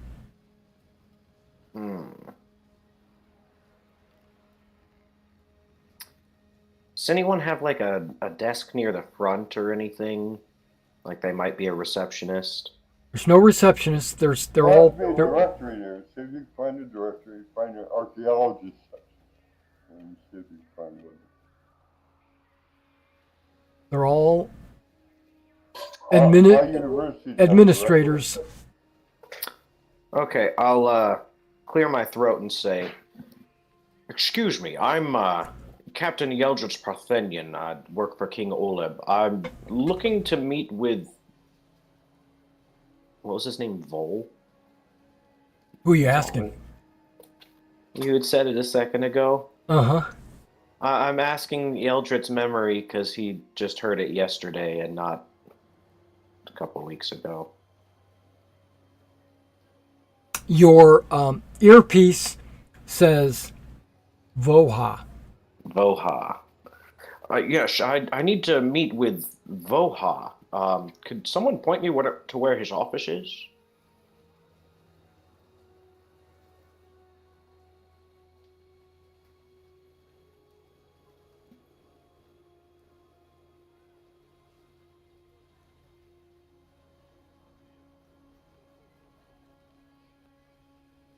Whoa. Don't everybody get up at once. They acknowledge your presence. They look up at you while I'm going to some of my stream picks, and I'm going to my cards, and I'm looking for Voha. There he is. Uploading it. Boom.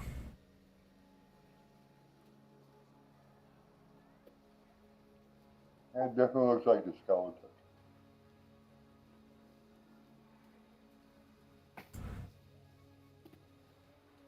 Master of the Scholar's Tower. There you go. That's Voha.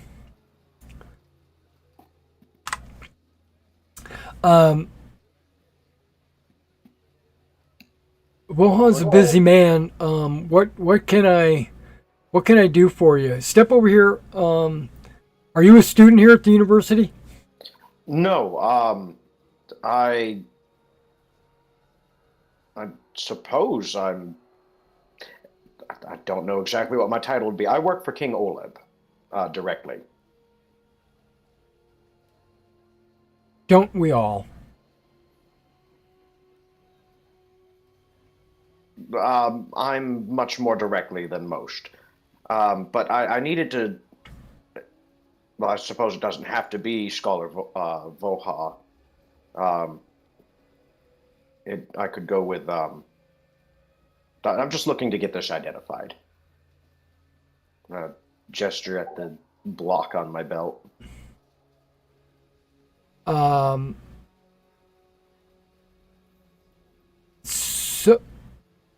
So you're. What do you mean identified? I've held on to it for some years now. Haven't been able to find anybody who could tell me what it is, but I believe it to be an ancient piece of technology.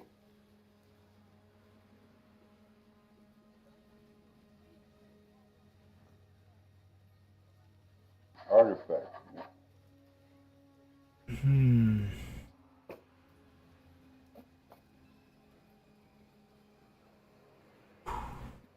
So what are you trying to get in touch with one of our researchers? If possible, yes, or if there's... Okay, so I don't mind contacting the proper department for you. Like, what department are you trying to... I suppose the place to start would either be engineering or if you have ancient languages specialists. So you want someone to read it? They might be able to identify the patterns or the symbols on it, is my hopes. Okay, so, and you said ancient languages? Yes. Okay, yeah, so we do have a linguistics department, and let me call them and they'll send somebody over to get a hold of you. So just wait over there, and she points at some chairs against the wall. The waiting room. That's it. Okay, and she does get on some kind of communicator headset piece or whatever. She's talking to somebody, and then she goes back to doing what she's doing, typing in records and processing checks and stuff like that. And then after a few minutes, a young man in his early 20s comes up to you and says, are you waiting for the linguistic department? Yes, I am. Okay, follow me. Professor Leo would be glad to meet with you, since you said you had some kind of something to be translated or something. So just follow me. I'll take you to his office. I'll follow. Okay, so you leave this building and you go all the way over to another building over here, in the main campus area. And yeah, you can see it says linguistics department. There's a sign on the wall, and you go in. There's a bunch of students running around, and he takes you to this office. And there's an older individual with a lot of books and paper and scrolls and parchments laid out all over the floor. He's got a bunch pinned on the wall, and he's got a pen in his mouth, and his glasses are super thick. They're like binoculars, and he looks up at you and says, "Oh, so you're the young man with the translation need? Come over here and show me what you got, and I'll be glad to see if I can figure it out." Okay, I like that picture. I'll take it off my belt and set it on his desk. This box, I've kept it with me for some time now. Okay, he looks at it and he's like, "Oh, this is interesting. This looks like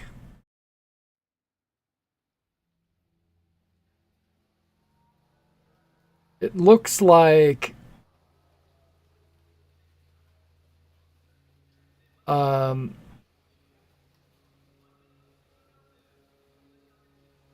this looks like a let me," and then he goes over to his filing cabinet, he pulls something out, and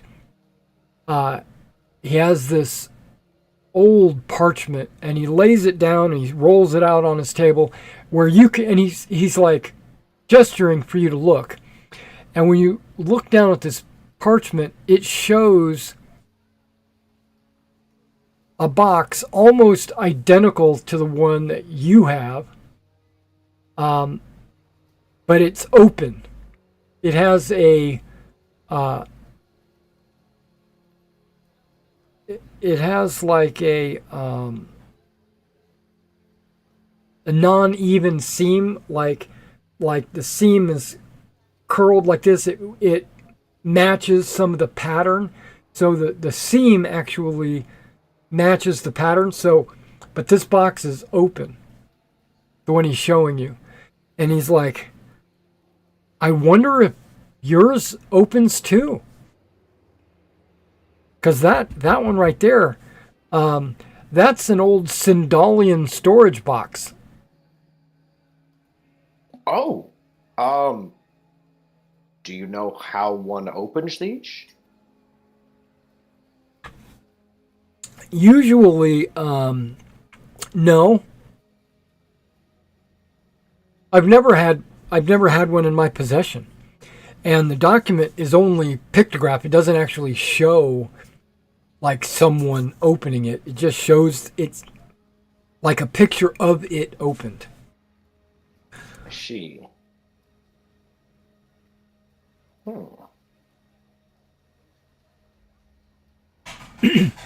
But the Sindalians, they experimented with thought processes. So, like my guess is if you had it in your hand, and if you thought something like open, the electrical impulse would travel, your brain. I'm not sure how this works. I don't really study that, Telepathic. but it better not be, because that's kind of frowned upon. But if it was physical contact, your electromagnetic brain waves or whatever would affect your hands in a way where the box could read that and understand what you were wanting it to do.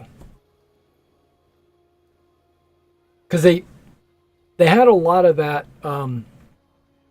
If you touch things and you think something specific, it would react. Like you could touch a monitor and think that you wanted to change the station, and it would just change the station. You couldn't do it from 2 feet away. You had to physically be touching it, because your electromagnetic aura, if you will, would be throughout your body. So I must have a passcode. Okay, so I'll reach out, touch the box, and think very hard. Open. okay, well, it lights up.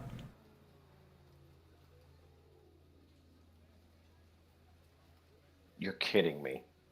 Yeah. So, like some of the pattern, kind of glows, very dimly, but you can see it. It's visible. But nothing opens. You're just touching a box and saying open, or thinking open. What's the Shandalian word for open? Open. Ah, Yeah. They spoke Galanglic. weird. Yeah, I must have a passcode. Okay. So Shandalian box. what if the researcher's looking at you? What did you think? Did you think open? Yes. Well, it glowed, so it must have heard you. Yes. Maybe I'm not register owner. Nothing changes. The lights go out, but the Leo says, "Did you try to open it?" I tried. It did not work. But I didn't see you try to open it. Oh, I see. I'll think open again and then like pull on different faces of the box. Okay, it comes apart. Okay, so it's hollow inside, and inside there's another box. Huh? But this box looks very shiny, like a mirror all around it. Okay, it's the same size as the Sindalian box. The Sindalian box looks like it was made specifically to hold this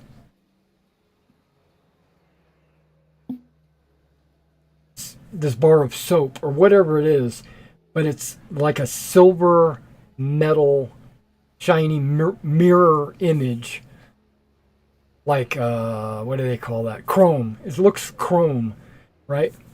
And Leo is like, "Ooh, you got it to open! Oh, that is so cool!" And then he takes a picture. Snap. He takes a photograph. He's like, "What's that inside?" I'm I don't know not what that is. sure.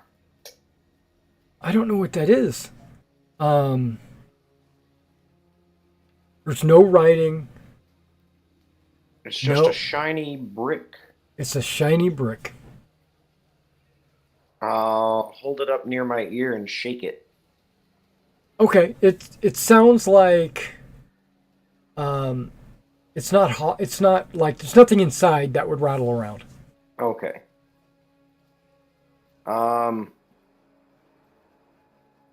Hmm. You could try to look through it, see if it's opaque. Is it heavy? No. Okay. Well, I mean, your box and everything was not very heavy. Right. Your box looks like it has a belt loop on it, and this thing does not look like it has a belt loop, obviously. It looks like So it this is- belongs inside the box. This is something you would want to keep with you. Hands free. But important enough to make. a special little box for it. It could be And like a he's home thinking, he's like, I'm only a linguist. Have you thought about contacting our Ancients Technology Department? I didn't realize there would be one that specific. Oh, I yeah. thought I would have to go like find the people who made it, and from there find a specialist on their tech. No, when I mean ancient, I mean like no longer in use technology or super old civilization technology. Not specifically the ancients, but they would have information on anything from the ancients. I think you should go see Professor Jack. Yeah, I'll. Thank you for your Here, help. here, follow me. I'll take you to him. I'm excited to see what this is all about. Oh, me too. Okay, so you go over to Professor Jack. Professor Jack, he looks like the professor from Back to the Future. Yeah, Okay. he's got the frazzled hair and he's got a nervous twitch, and he's constantly toying with various things. He's weighing things and he's measuring things. It looks like he's busy studying something. And yeah, you got it right there. And when Doc Brown, so that's what he looks like. So when you go in, he said, Leo says, Doc, Professor Jack, I have something here, or this gentleman has something that you need to take a look at. And he's like, okay, just put it down on that table. I'll get to it when I can. And and then Leo says, no, you need to look at this right now. And he's like, why are you bothering me? And then he walks over to you, and he's staring at you, eye to eye.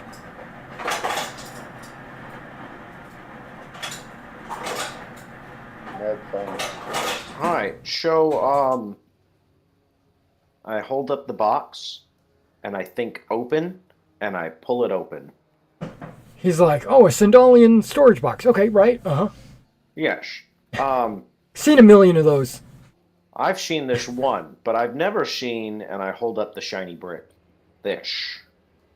Okay. Um, Was that in the box? yes. How'd you get a hold of that? It fell off a truck about 20 years ago.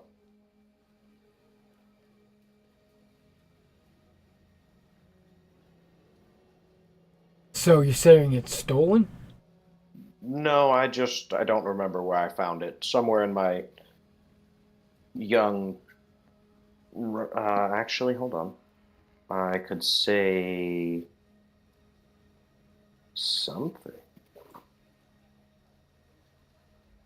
You probably got it as part of your background. Yeah, I did. It was character creation. Yeah.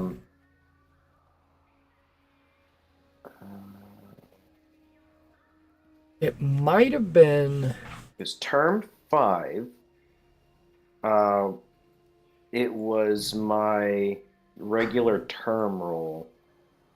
My event was I came across a piece of technology older than the Imperium, Right. Okay. older than humanity. So while you were a spy, you came across Yeah. this. Okay. So it might be stolen. So it might be stolen, or it might have been found. Okay. Well, is it a device? It's obviously important enough to be put into a Sindalian box. It looks Yes. like this box was built around it. Now I'm And- worried it's radioactive and I'm just holding it. Okay, so he goes over and gets a Geiger counter and goes, and it's like, it is emitting an energy, Oh, but it's not It's not as bad as a cell phone. Cell phones will rot your head. Oh, yes, for sure. Yeah, but it's lower than that. So it'll just rot your waist if you wear it on a belt. But no, it does have power. Um, have you tried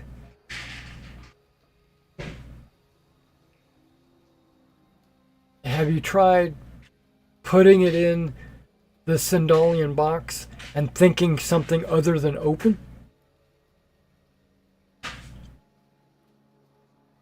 Um, no, I didn't know what it was capable of. Other than I wonder what this is.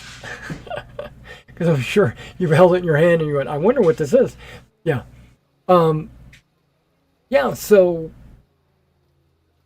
do you want me to get the dictionary out so that you can like go down every word and try to figure out what it is? Um, what sorts of commands did these boxes have? I don't know what that is on the inside. Well, no, I mean the Shindalan. Well, they might I'm not saying it does anything, but I'm just saying maybe you can try that. It's fair. Sindalin boxes, if they were built for storage, there's usually a lock, an open, maybe even a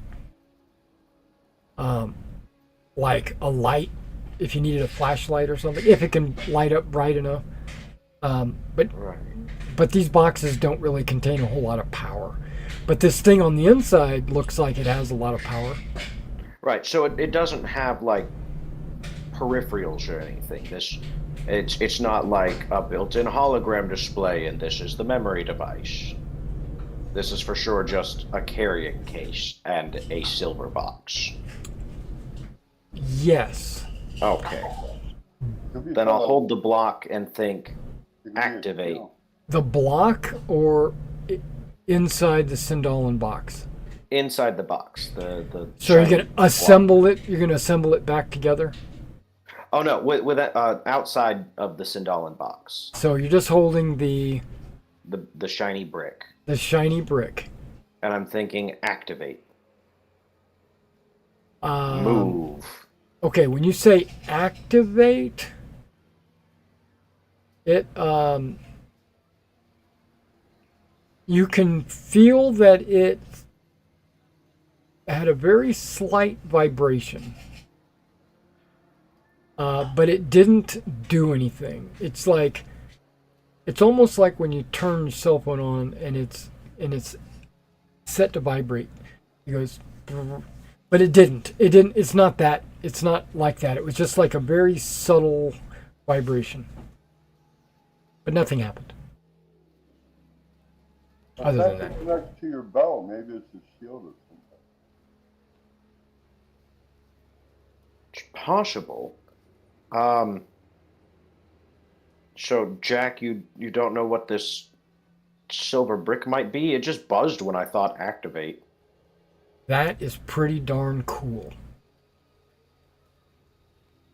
But I think there's some kind of command word, and maybe it needs to be in the box. Maybe it needs to be on your belt. Maybe it needs to be. That would make sense, given the box. And I did actually think about trying that.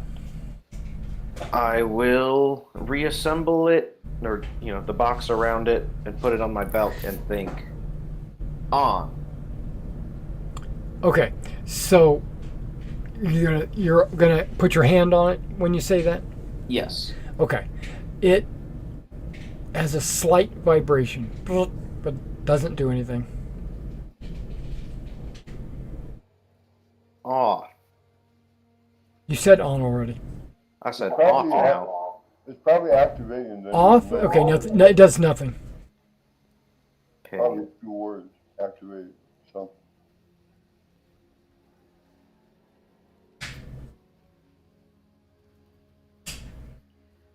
Help menu. No? Darn. Okay, no. It actually it makes a noise. It goes chip chip chip pop, chip chip pop, pop, chip chip chip pop, pop, pop. And Professor Jack passes out. And then he wakes up. He's like, he hits the ground, boom, and then he gets right back up. Whoa, whoa, whoa, whoa. That was ancient.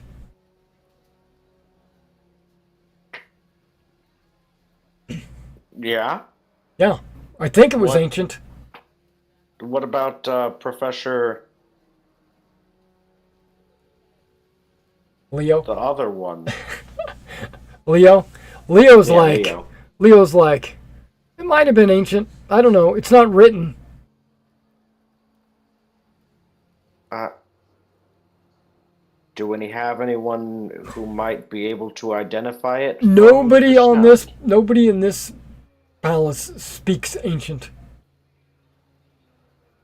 Hmm. We have some ancient documents, but they're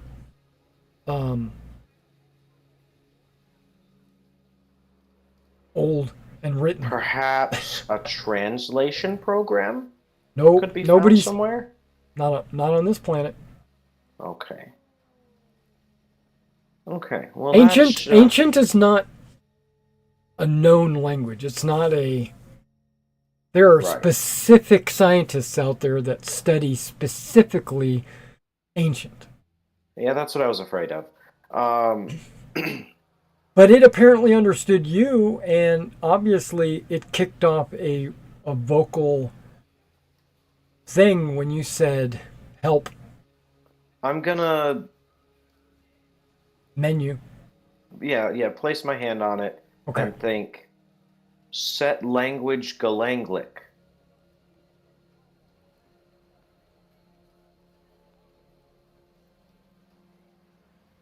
Nothing happens.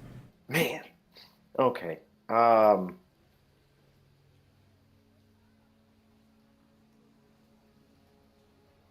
well, that gave me something to think about at least. Don't know what it does, so I'm afraid to try specific words.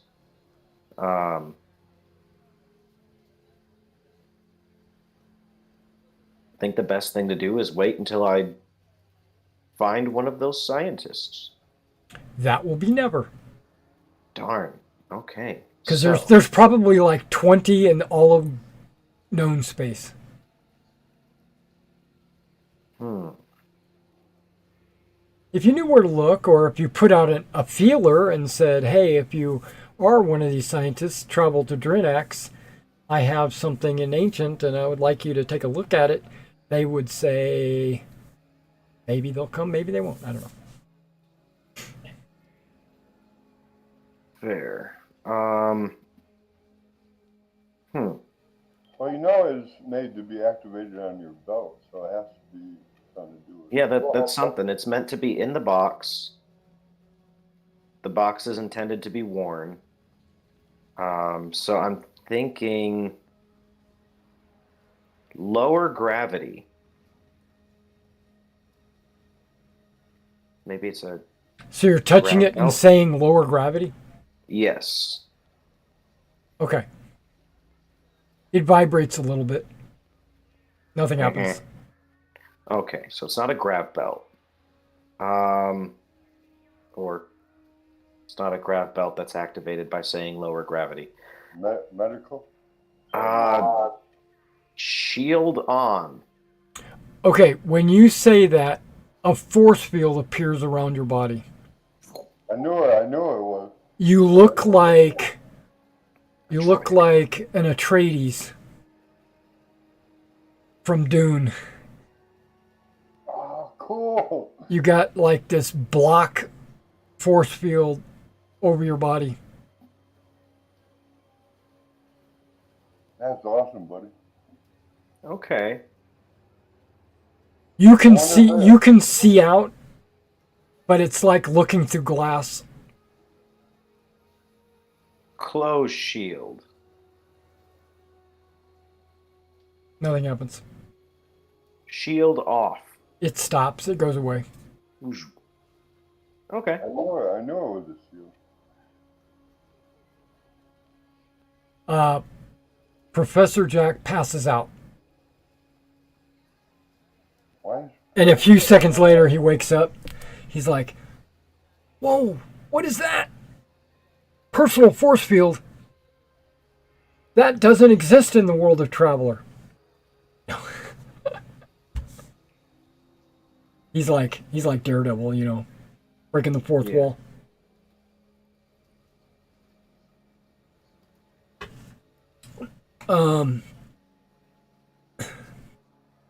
It is a personal force field. It provides you with a number of armor points you don't know yet until someone shoots you.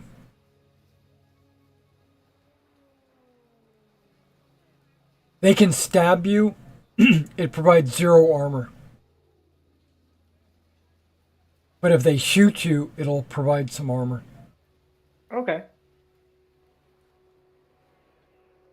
Because defeating the shield requires a slow blade.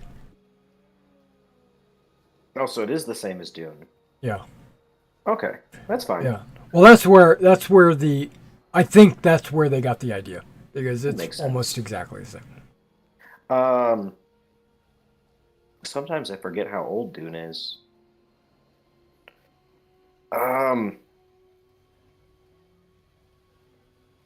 Shield set to auto? Vibrates. Well, maybe that'll be a thing. I kind of hope I never find out. Right. You have one person that can test it out for you. I'm not asking you to shoot me. Put it on a dummy, turn it on, and then shoot it. Or That's you fair. can try someone. I mean, with- Kirsch. you try a knife instead of close the knife down.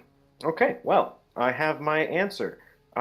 Gentlemen, I thank you for your assistance. It's pretty Yeah. wicked. And then Professor Leo takes a photo. Okay.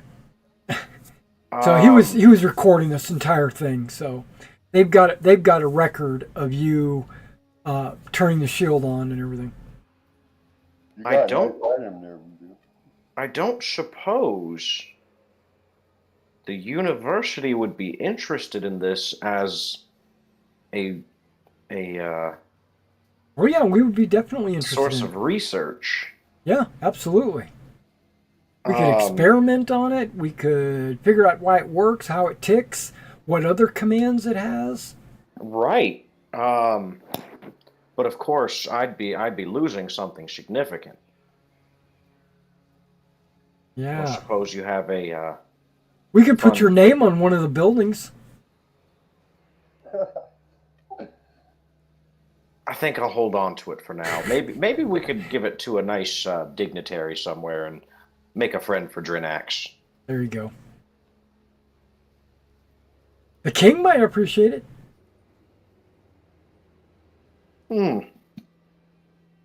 I bet he would. Yeah. He won't. Since you're so tight with him. Okay, no problem. All right, so are you going to leave the university? Yeah, I'm satisfied. Okay. And now are you going to end your stay on the floating palace, get your ship repaired, and then leave? Yes, I'm fine with that if everyone else is. I pretty much done what I needed to do already. Okay.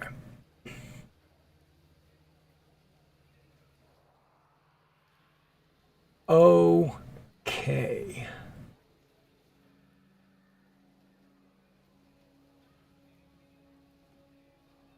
Well, I'm going to narrate this for you guys and then work this through with Tomlin the next time he plays. But he's visited by Princess Rao, and they have a meeting, and then the following day he's visited by Prince Herrick, and they have a meeting, and then so that happens to him while you got it over the course of the week.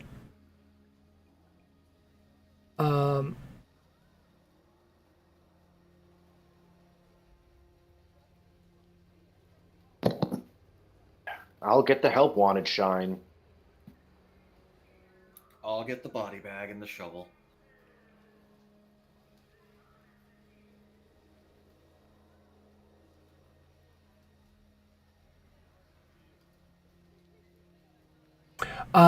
Okay, now the day before you leave, before the repairs are done, there is a Star Guard officer wants to speak to the captain. Are you there, Mason, or should I say that you're indisposed? I'm available. All right, I'll let him in. Okay, I'm putting him on the map. There you go.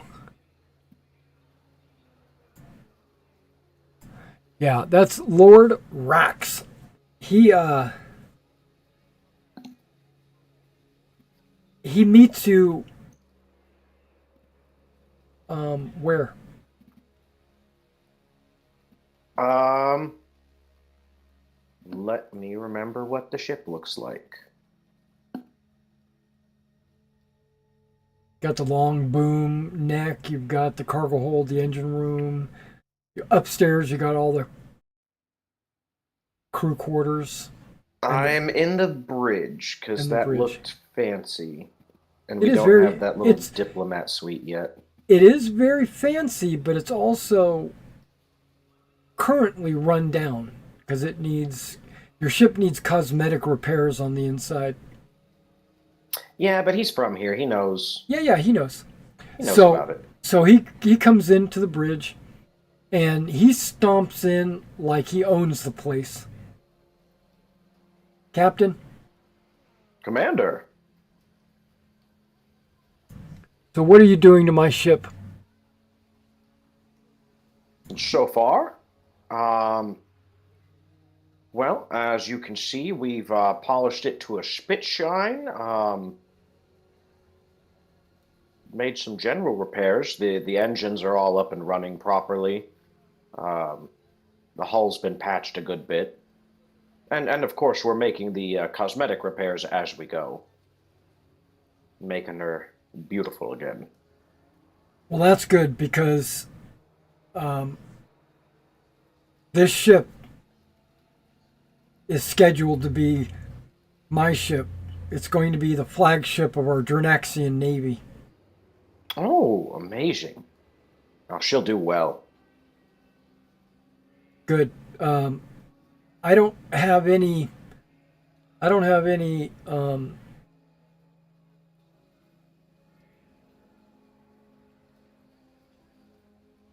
I don't have any like for piracy, and I think the king is a little misguided on sending you out on pirate missions, where you could be better used here. You know, this is only the second jump capable ship we have. That's unfortunate. The other one's a 100-ton scout ship. Well, we're working on getting ships back here by means legal and otherwise. But there are legal ones. We caught pirate bounties. How are they going to secure Empire with two?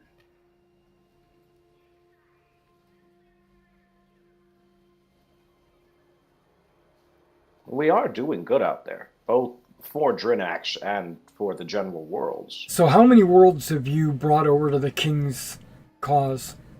So far, 2. Okay. One of those, interesting enough to the conversation, is Thief.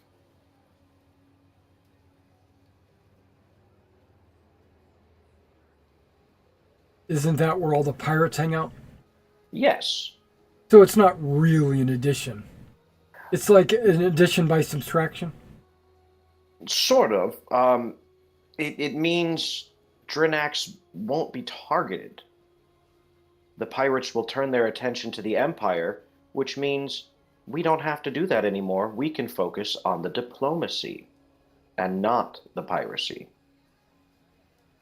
We've outsourced the piracy to the pirates. But isn't that what you guys are doing? Aren't you being tasked to stop stop um, That's imperial part of it. imperial merchant activity so that the empire will get swayed toward acting against Drinax? That's part of it, but I believe we've already settled that as much as we can. Um, Okay. we'll of course keep up with our full mission, but included in there is helping and befriending the surrounding systems, getting them on Drinax's side. Diplomacy. As I said, Okay. we've caught some pirate bounties, which turned Clark over to Drinax's favor. Okay. Um, we're doing good, Commander. Um, okay. I just wanted you to know where I stand in this whole piracy scheme. I don't want you getting my ship blown up. So far, the only piracy we've committed has been when we did not have the ship with us.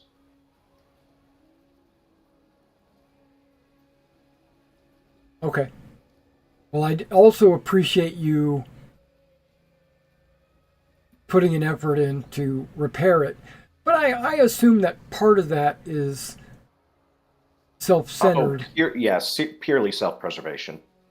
because getting the engines fixed will just help you in general, and you really, if you're trying to impress the worlds, you might think about improving your looks as well. Yes. Now that we've got the main systems up and running, that was my next focus. Turning her Okay. into a diplomacy machine. Okay. Well, it seems like we are um, in alignment. So I appreciate you taking the time to speak with me. I understand that you're on your way to Paul on a mission for the king, and I don't know exactly what that's about. If you'd like to tell me, that would be great. I'm worried that this is something the king is sharing on a need-no basis for the moment. Okay, I can respect that. So I guess if you ever need me, um, I'm the commander of the Star Guard, so it shouldn't be hard to find. And Of then, course. so if you'd allow me, I will depart and let you finish your final preparations for your trip. And then he just turns around without you saying anything and just leaves. And I call after him. And Commander, thank you for trusting us with your ship. He puts a hand over his head and continues. He's gone. My God, what a windbag. I don't like pirates. Nobody likes pirates, not even pirates. I thought we were privateers. Same thing. Well, you didn't go that route. Being pretentious. All right, so it is time to leave. And did you want to spend? I'm kind of going back and forth because I'm just thinking of it at the last second. Did you want to try to recruit anybody to fill any crew positions, or do you want to just go with what you got? Well, we would have had somebody if the captain would have paid them a wage, but no. When told, why should you be part of the crew, she said, huh? And left. Let's see. We've got Faustus as general services. Got Kirsch as a gunner and backup pilot. Right. We've got Ben Parr Yep. and what's him face? The other engineer. Tom, Well, so we've got engineers. You got no, Uh, no, no, no. You don't have jump. Jump is not with you. Okay, jump left. Yes, yeah, jump left. Okay. Right. I But have Lawrence Stevens written down, but I think that's one of the older players. that's jump. No, That's jump. I think. Kalan Frederick. He's a medic / engineer, if I'm correct, right? And sensors, so slash sensors. Engineers slash sensors slash medic. Okay, so he can do 3 jobs right now. Yeah. Yeah, Well, most of us can.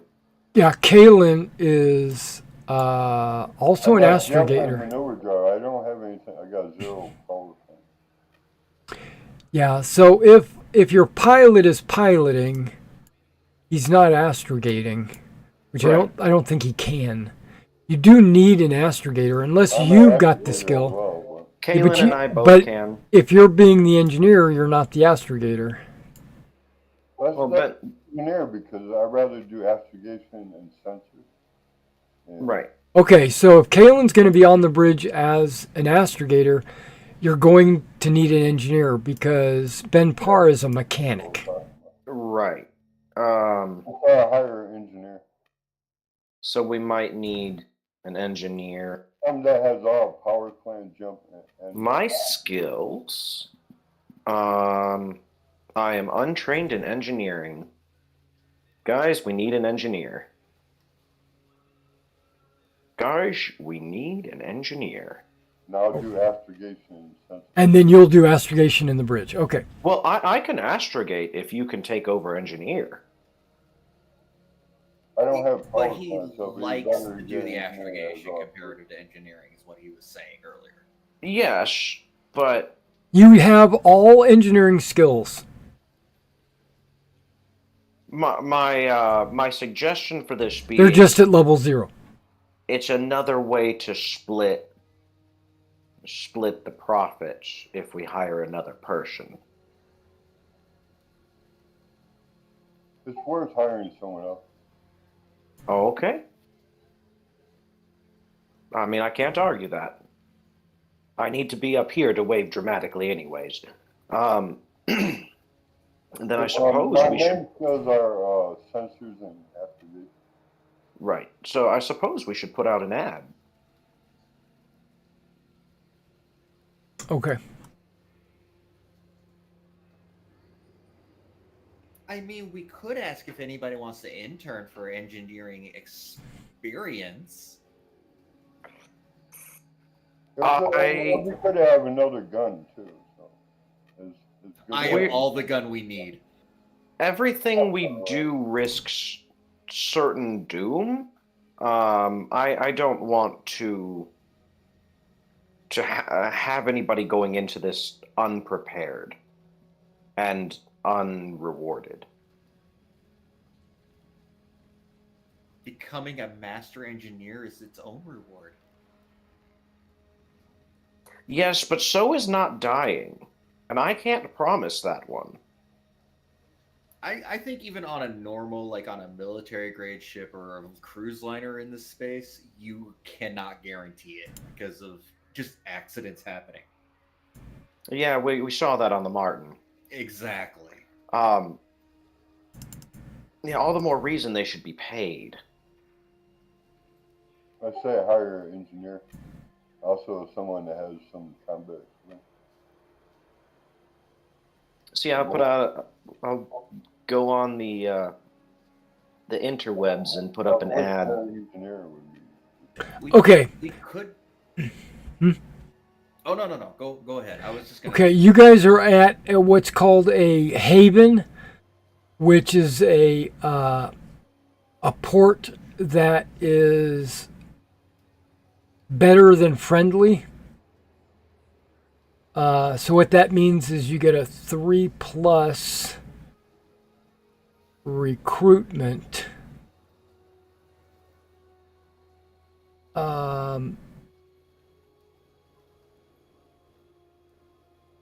It just means you have willing volunteers, but does not guarantee what their skills are. So give me a 2-die roll, and we'll try to get a 3 or better. Should be easy. I got a 3. I see that. But it's okay. You got a 3. Oh my god. You guys are rolling pretty bad.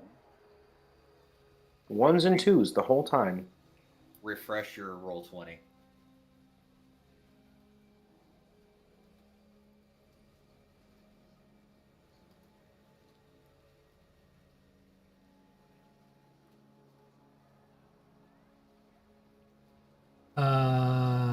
Right. Well, there's all the not 1s and 2s. You did refresh, right? Yes. Yeah. See, that's because sometimes it glitches out for some reason. And Give me a D66 roll.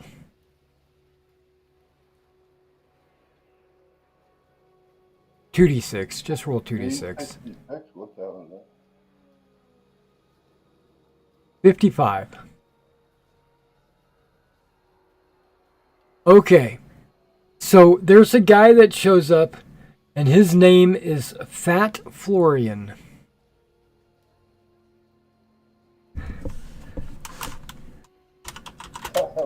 Is he fat? I swear I've heard that name before. Give me another D66. 44. Interesting. Watch the next one be 33. He's got lots of stories about the good old days.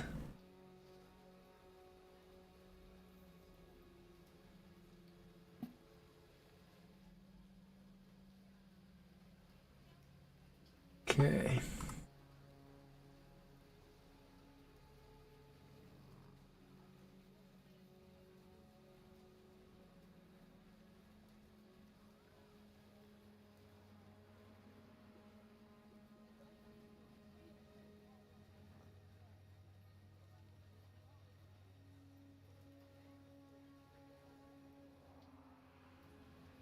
Okay, what were you advertising the pay was going to be?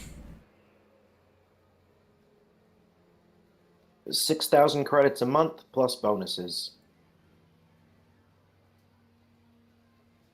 And you were looking for an engineer? Yes. Okay.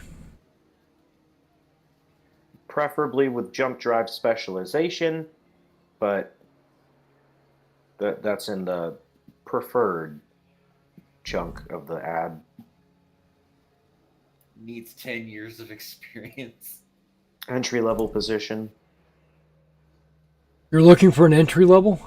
No. Going with the 10 years experience. That's how job ads are lately.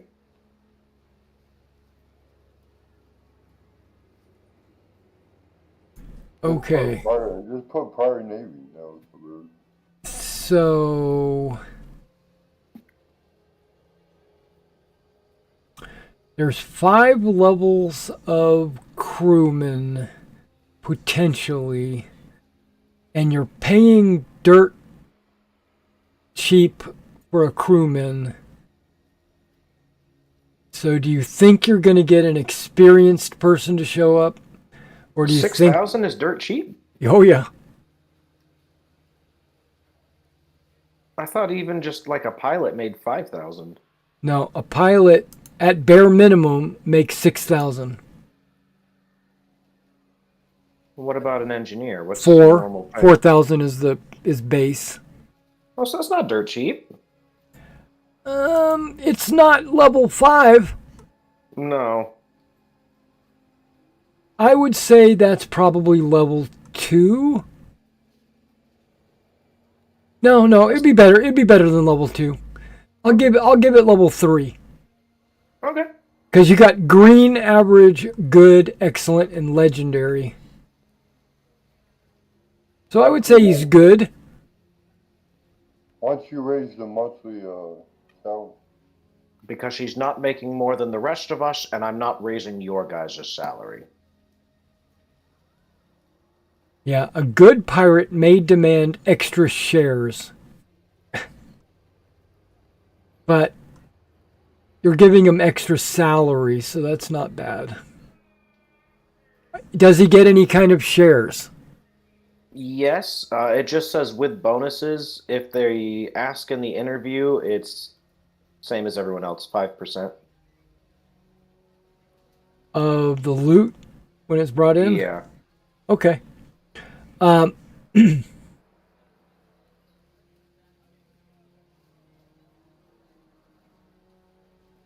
For example, we just each got bonuses of so this is what he tells you.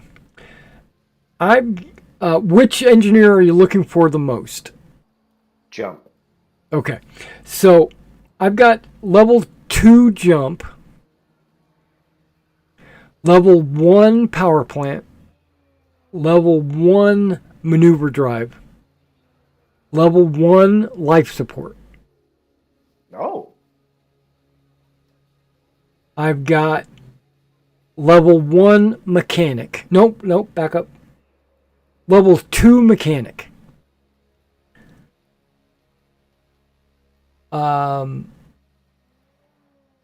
Is that sufficient? Combat skills? I'm not being hired to be a combat engineer, just an engineer.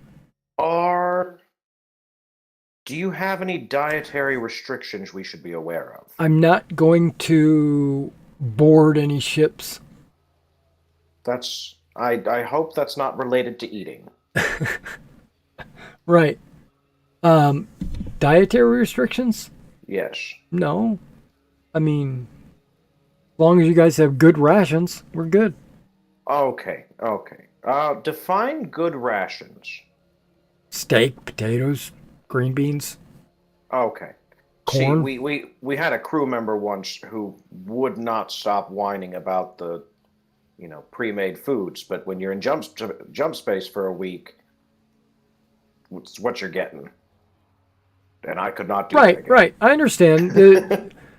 I work on life support systems, so I understand the need to have, like, when you buy life support at a starport, you got to get the prepackaged meals, like the TV dinners or whatever. I have to ask that in interviews now. Let me tell you, it was a whole thing. But Okay, yeah, so what? this So sounds what great. exactly does the job entail? Work the jump drive, keep us moving. We are flying the Kestrel for King Oleb. It's I an knew old. I knew the ship was a warship, and I knew it was an old ship, and it was going to require a lot of maintenance. And I see that it's currently being worked on by the Port Authority. And I see that it's got a lot of battle damage on it. So, Yes. so are you planning on getting into a lot of fights? Not a lot, but we definitely won't run from them Okay. unless necessary. Okay. Well, if you're planning on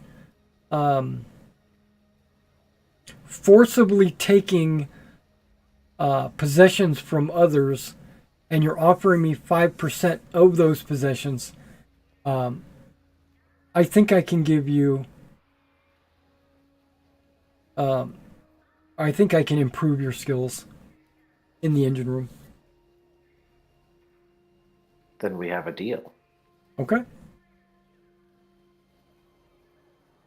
Give me a second.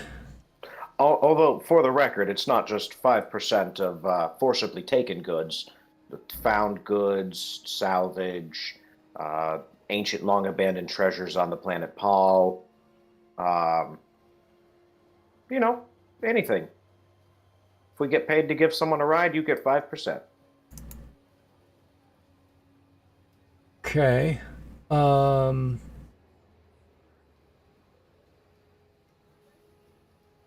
Let me. So you're going okay, that sounds good. We don't normally look for passengers. That's more of a hypothetical. Well, that's good. They usually get in the way anyway. Yeah. All of them try. I heard there was this there was this group of people trying to take over some merchant ships. Yeah, see, passengers just annoying. The worst. Ugh. We don't have a steward anyway. Ah, here we go. The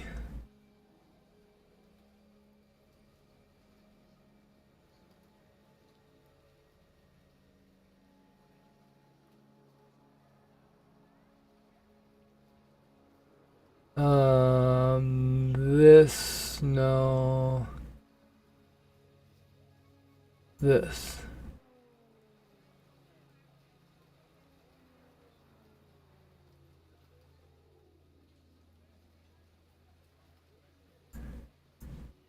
Okay, there you go. That's Fat Florian. His first name is Fat. It's not a nickname. Is it Patrick. spelled with a PH or? No, it's FAT. Oh, okay. His parents didn't go to college. Or they didn't like him that much. Okay, so yeah, he's got jump 2. And he brings his bags on and he takes over maybe Jump's stateroom, and yeah, he's good to go. Oh, The Kirsch gives him the stink eye and makes sure that he knows that Kirsch is second in command. Look right here. I am the captain now. Mhm. He's like, you work in your engine room, and everything will be just fine. Okay, I'm gonna start computing our astrogation. I'm gonna roll for that. Okay, so you guys ready to leave? Where are you jumping to? We are jumping to. I need to pull up my map. Astrogation is 16 for coming. Did you apply all the minuses? Well, minus. Ship operations. Let's open that up. Let's go to. It's not under ship operations, huh? I thought we repaired the navigations and stuff.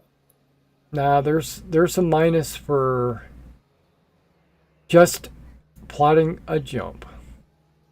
Oh, okay. There has to be a lot of minuses to put 16 into missed jump.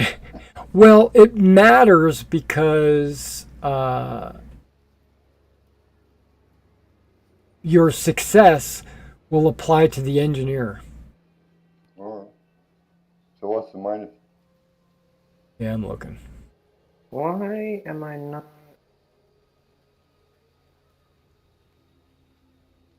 Yeah, there's. Oh, because it didn't actually take me where it should have. There's Clark, there's Drinax. Okay. Thought it was under ship operations. Yeah, I guess to It's porn not there. and then to Paal. Okay, you're gonna go through porn. Yeah. Are you planning on refueling at the gas giant? Yeah, we have stuff to do, and I don't think we have a reason to investigate porn. Yet.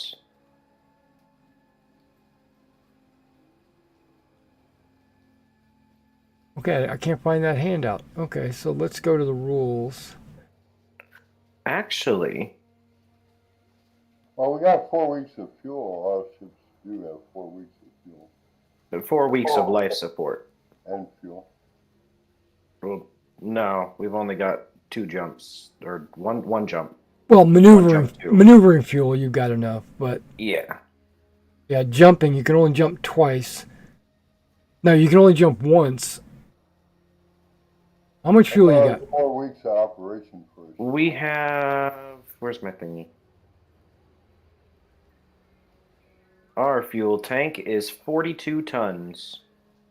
So we can do a jump 2 or 2 jump 1. Right. That sounds correct. Okay, spacecraft operations.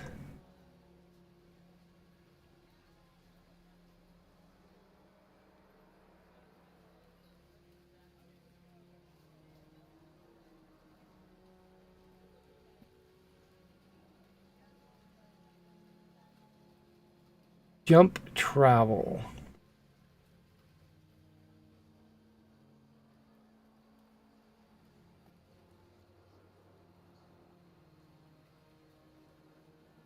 Preparing for the jump. Astrogation. You only need a 4 or better to succeed. And you got a like a 16. But you get a -1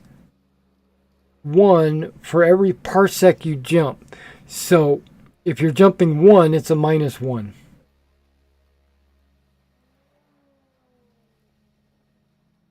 And yeah, so you got a 15. And so your success level is 6 or better. So the jump engineer will roll with a +6. Because the drive is maintained, you're not using unrefined fuel, and you're not going to jump within 100 diameters.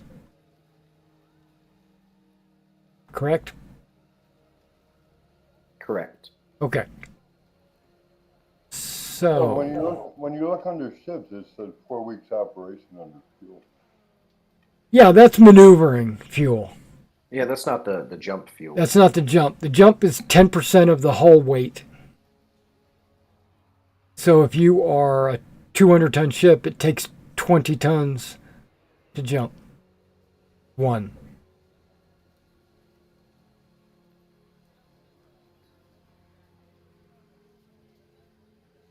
And it would take 40 if you're jumping 2. Okay, trying to get my die roll. Advanced roller, there we go. Because I don't have this guy's character sheet yet.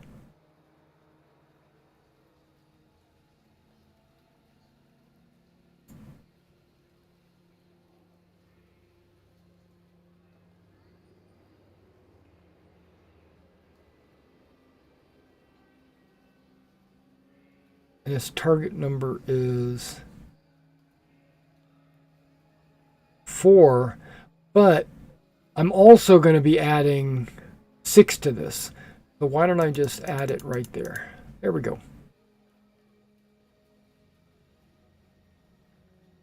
Two successes. What the heck?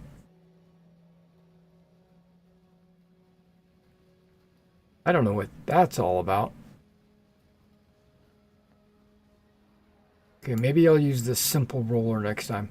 Okay, so either way, he got a crazy number, right? He got doesn't say what he got.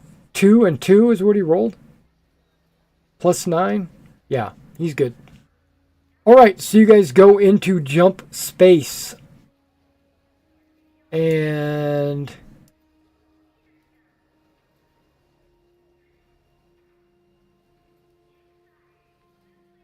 one week later, you exit at porn. You probably want to know a little bit about porn. You don't have to, but I'm going to give it to you.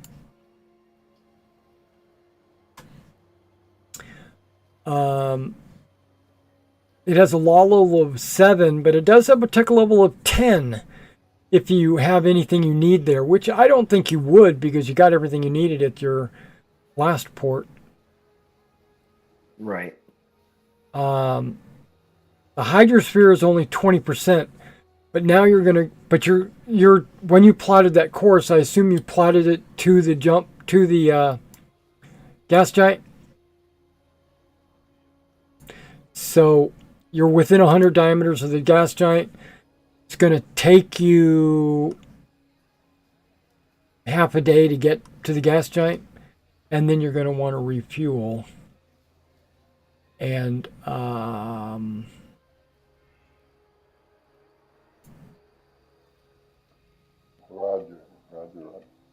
I want to show you something. There's a gas giant depth band. Yeah, it's going to take a few hours. Yeah, so it's up to you to crossing from one layer to another, up or down, requires an average piloting check. The Wisp is where, there's no modifier or anything. But going from the Wisp to the extreme shallows does require a piloting check. And extreme shallows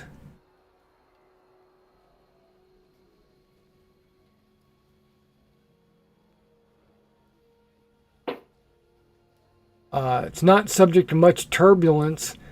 It is possible to skim fuel in extreme shallows, but it takes 10 times as long as the deep. What's our pilot's skill, actually? Tomlin is the best pilot in the galaxy, and he won't hear otherwise. I think he's taking us deep. Let's go to deep. Okay, so let me find his piloting skill, and I will roll it. There it is. Actually as spacecraft level 2. Are you guys ready for this? Yes, I know he'd at least go shallow. Boom. So he goes extreme shallow.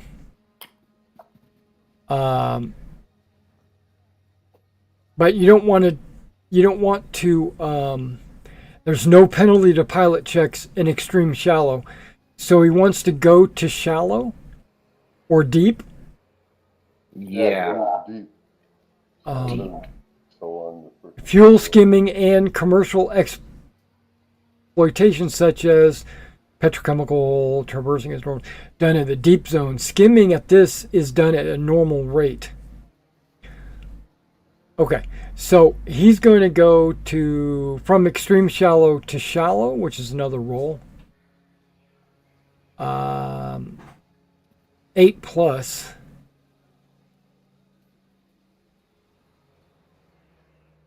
Shallow gives him -1, but I guess I think that's not going into, but while you're in it, so there's no penalty. You got a 9, you're at shallow. So now going to the deep is a -1. You good with that?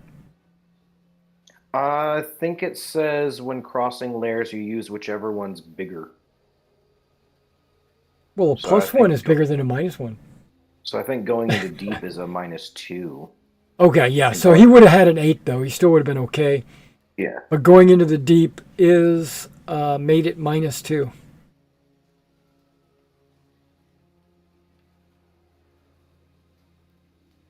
Ready? Yeah, let's go. Let's do it. Do this. Now this is a -2. Okay, failed. Oh no.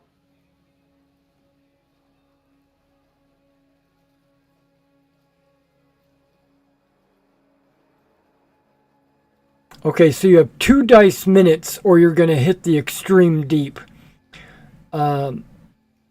A second piloting roll, if I remember right, to regain control. A ship that fails. Bounce back. Second pilot check to see if we take damage. Okay, it's bounced back then. So you would not be in deep. You'd still be in shallow. Mm-hmm. Which is a -1 pilot check. And he needs a 10. Yes.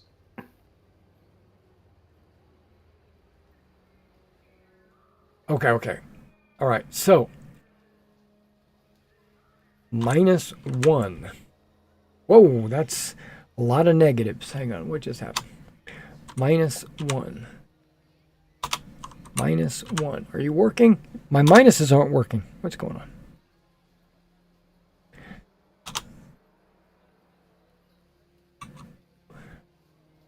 That's weird.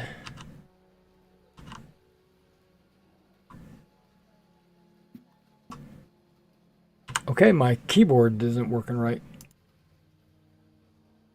Okay, so he didn't roll a 10. So you're going to take some damage. If the check has failed, the ship suffers a number of dice of damage equal to the number of the layer it is trying to enter.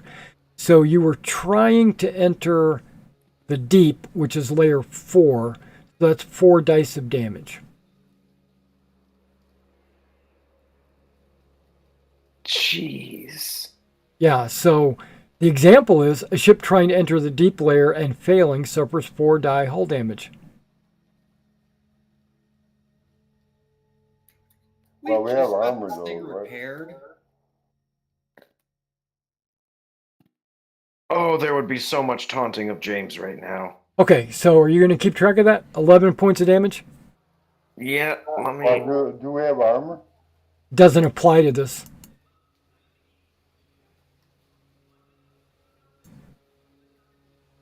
Okay, so All right, it's still okay. You're still in the shallows. You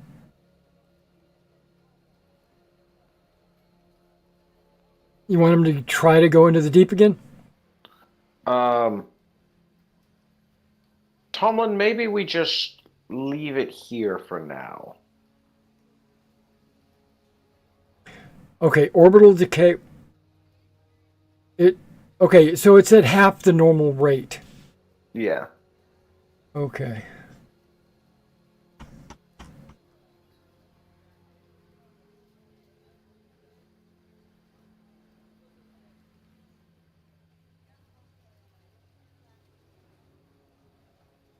Okay, so let me use a Control F on this.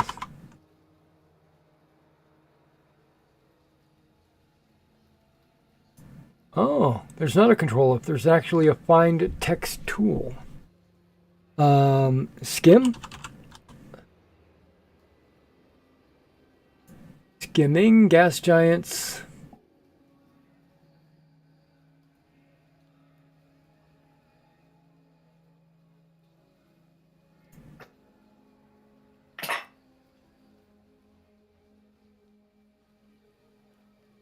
Okay, what was the damage to? The hull.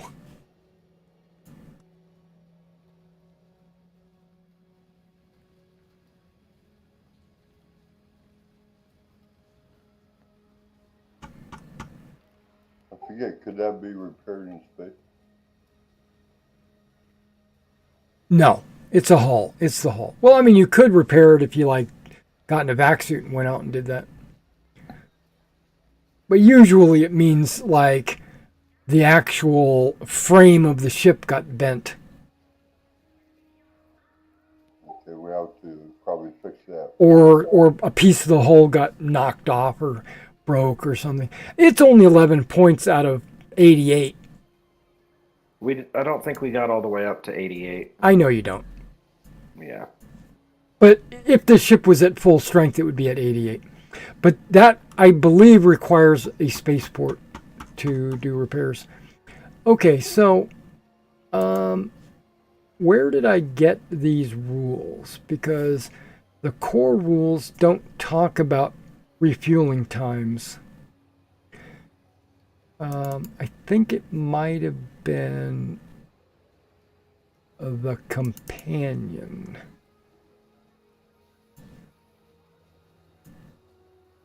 And that, yeah, I know it's the companion. Okay. Gas giant operations. There it is.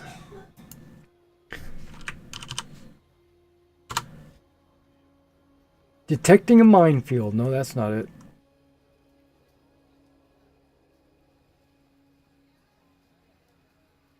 Crossing the layers, fuel skimming.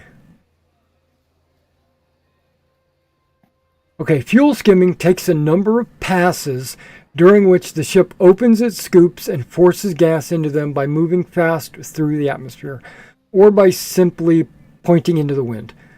A ship can skim fuel equal to 1% of its hull tonnage per pass,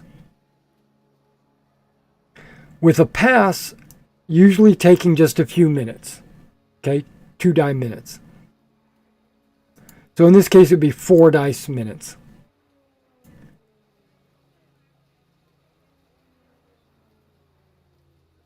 To get 1% of the hull, Yeah. where we need, what was it, 10% per jump?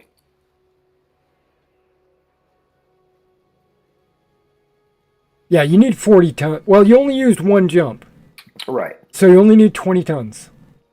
And we get 2 tons every pass, so we need to make 10 passes. That sounds exactly right. So 40 die 6. Yeah, you want to roll that? Oh, sure. Because you're going to stay in the shallows, right? Yeah. Okay. So it takes about 2 hours.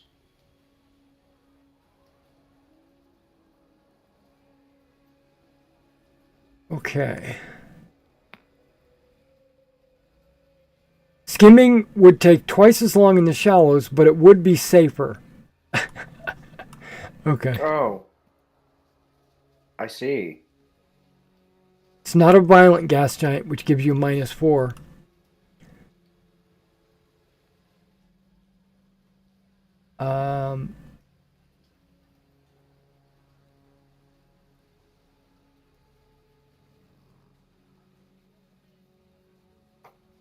What I'm trying to determine is, do you have to make a die roll for each pass? No, I don't think so. I think you only make a die roll to change the layers. So you fail at 2 die hours. So as long as I don't roll a 2, yeah, 6 hours. And it's only going to take you a little over 2 hours. Right? Right. Right. So now you're going from the shallow to the extreme shallow. You're trying to leave. So it would be another piloting roll -1. Piloting roll -1. That's Tomlin. I'm working it. Okay. Perfectly fine. And then Man, where was that a minute ago? and then the extreme shallow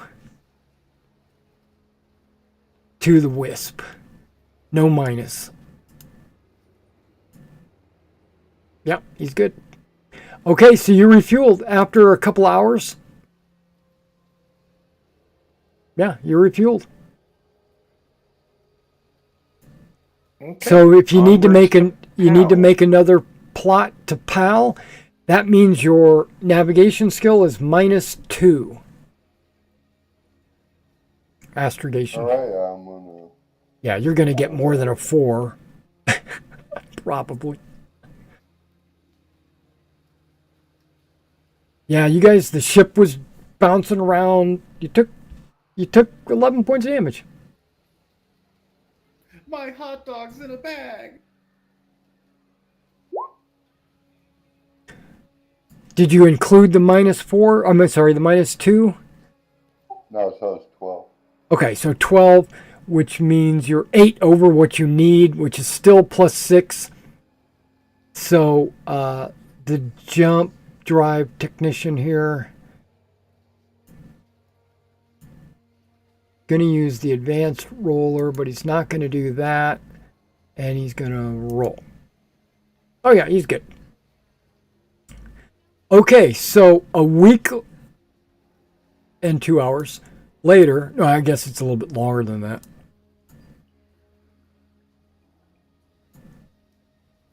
Okay, I can't grab anything. I'm drawing.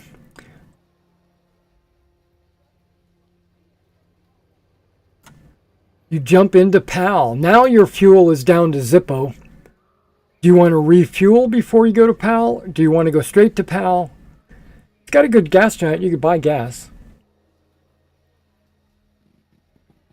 It's up to you guys. What do you guys want? I think we're safe to just go to the shallows of this gas giant again, It'd probably take a couple hours. in case we need to beat a hasty retreat. Okay, so you know it's going to take a D6 days, or normally, let me rephrase that. It's probably going to take about 4 days to get from the gas giant to the planet. Which is fine. Yeah, I mean, we have the key. Or you could hit the gas giant on the way out. Or you could just buy fuel. We might have to leave in a hurry. You want to go to the gas giant? Yeah, let's go to the gas giant. Okay.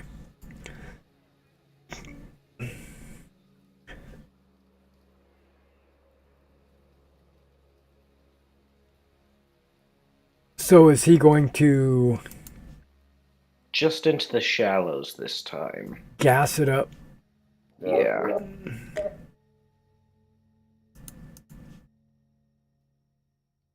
Yeah, the deep is for those pilots that really know what they're doing. Could he take his time? Yeah. Taking your time doubles the effort, doubles the time, but it gives you a +2 on the die roll.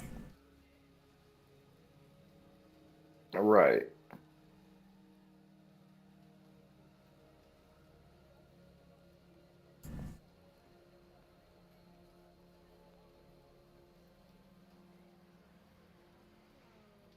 Crossing the layers is only like 2 dice minutes.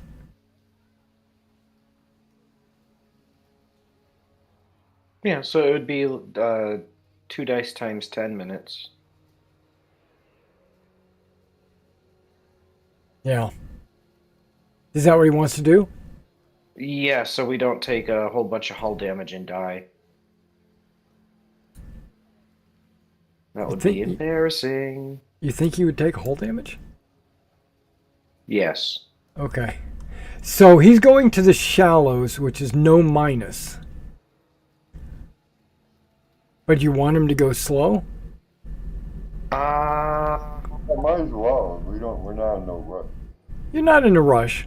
I thought it was extreme shallows was no minus, shallows was -1. Oh, right. He's going into extreme shallow. Right. I'm looking at level 2 extreme shallow. No minus? No minus. No plus? No whammies. Okay. Let's have him take his time. I think this first one he's good. We're not in a rush.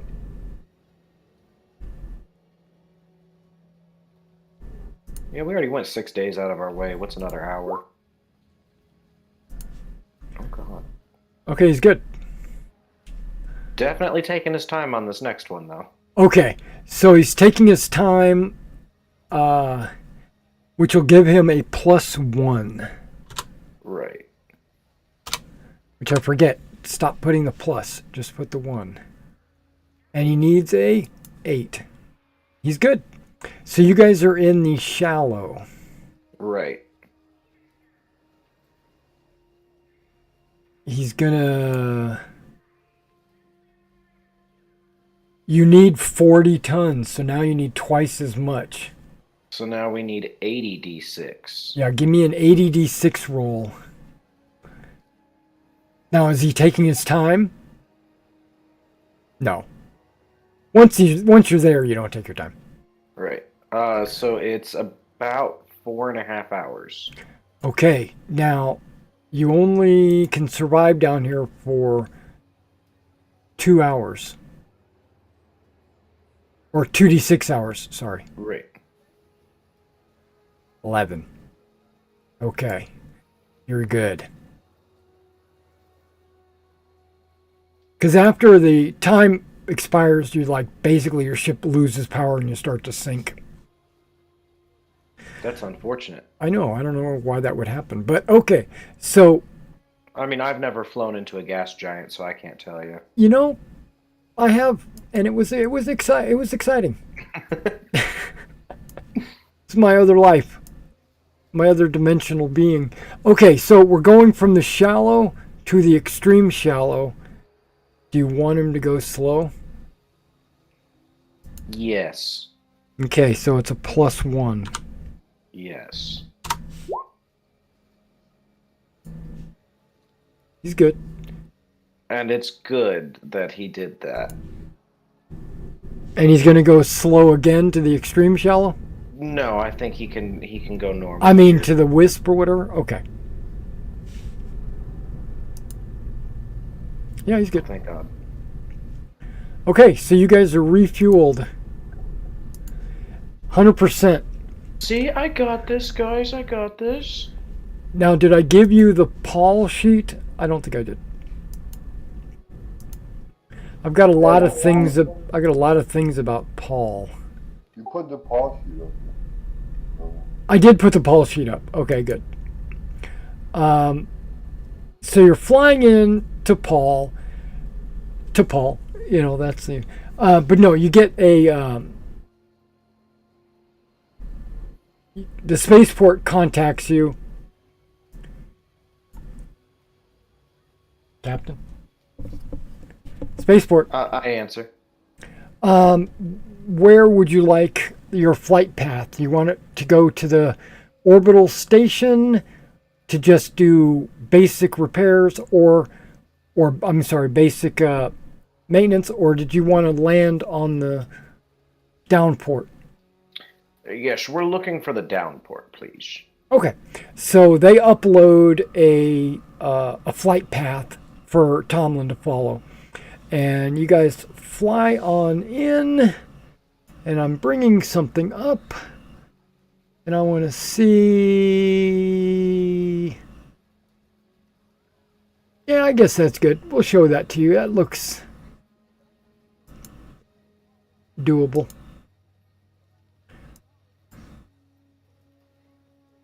So the flight path brings you to the Paal downport, which is the bottom left corner. You know, it's that green section. But on the way in, I've got another picture.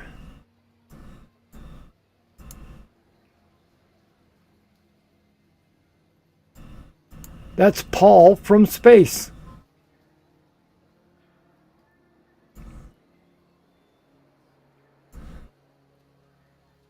Water. Yeah, well, very little, but there is some. And I know that they talk about. We already talked about this. Millions of people and all that stuff. Okay, good to go. Yeah, we already talked about that.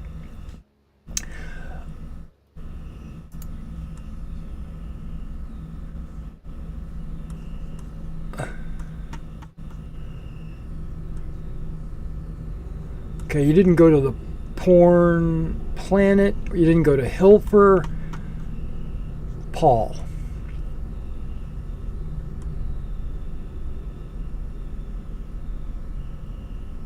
It's a dry, mostly brownish world with greener areas dotted around here and there.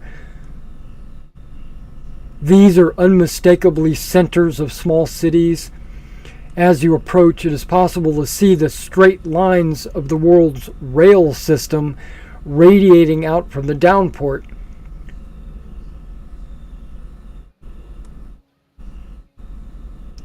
Traffic, I mean, you can see this from the fly-in, is fairly high, necessitating some time spent in an orbital holding pattern, which astute spacefarers or pirates can quickly determine is not completely safe place to be. Ships in the outer part of the pattern are beyond the effective response range of the world's rather basic defense flotilla and thus vulnerable to a quick strike. If there were pirates here.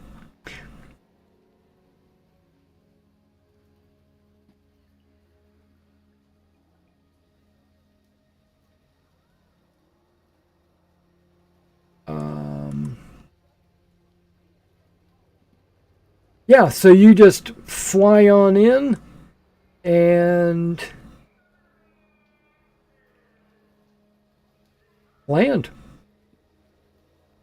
Okay. There is some advertisements that pop up immediately. Shuttles are available to go to the high port and back if your ship was in the high port. Or if you just wanted to visit the high port, there are shuttles that go back and forth.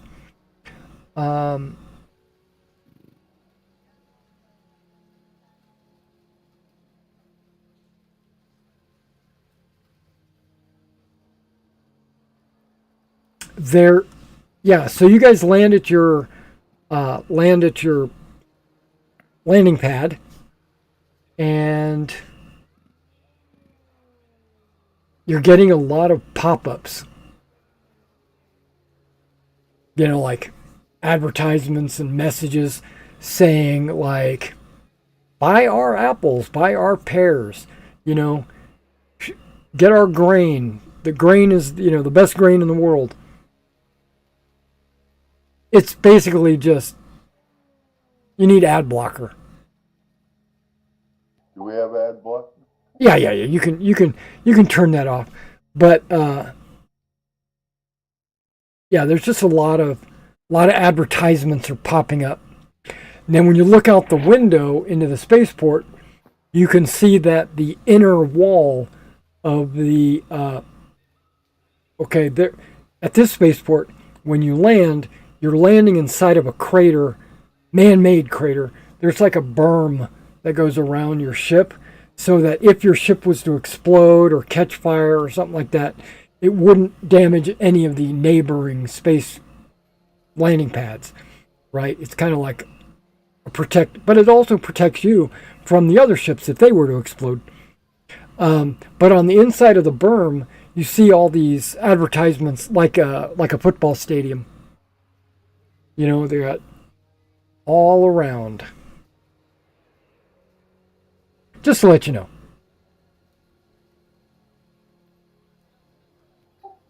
Well, what I'm going to do, I'm going to get on the computer and find out if there's. I'll Google to see if there's any archaeology things going on the planet.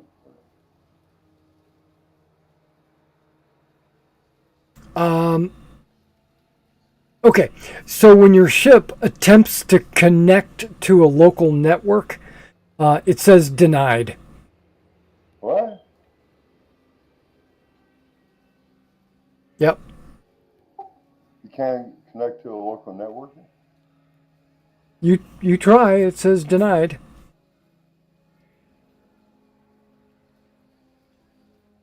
That's weird. It is weird. I guess we have to go to the library. Or a university. Is there any university? Well, there might be. You're really only at the starport. So, if you were to go into town, it's like a mercantile town where everybody's trying to buy and sell stuff.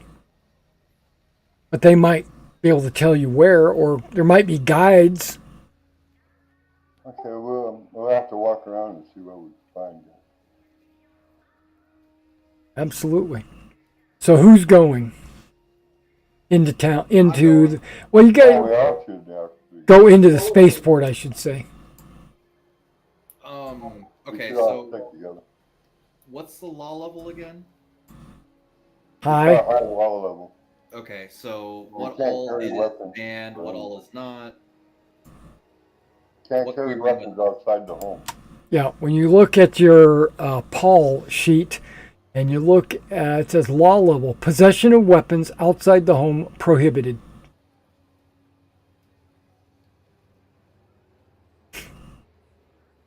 Okay, so, but does that also mean, like, cloth armor, or what? No, just weapons. Yeah, just your weapons. It's going to be looked down upon. It like if you took your combat armor and started walking around town, people would be looking at you like.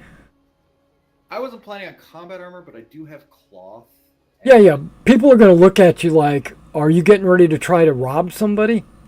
Yeah.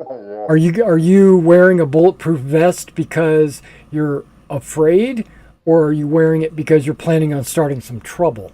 That's what they would be looking at you.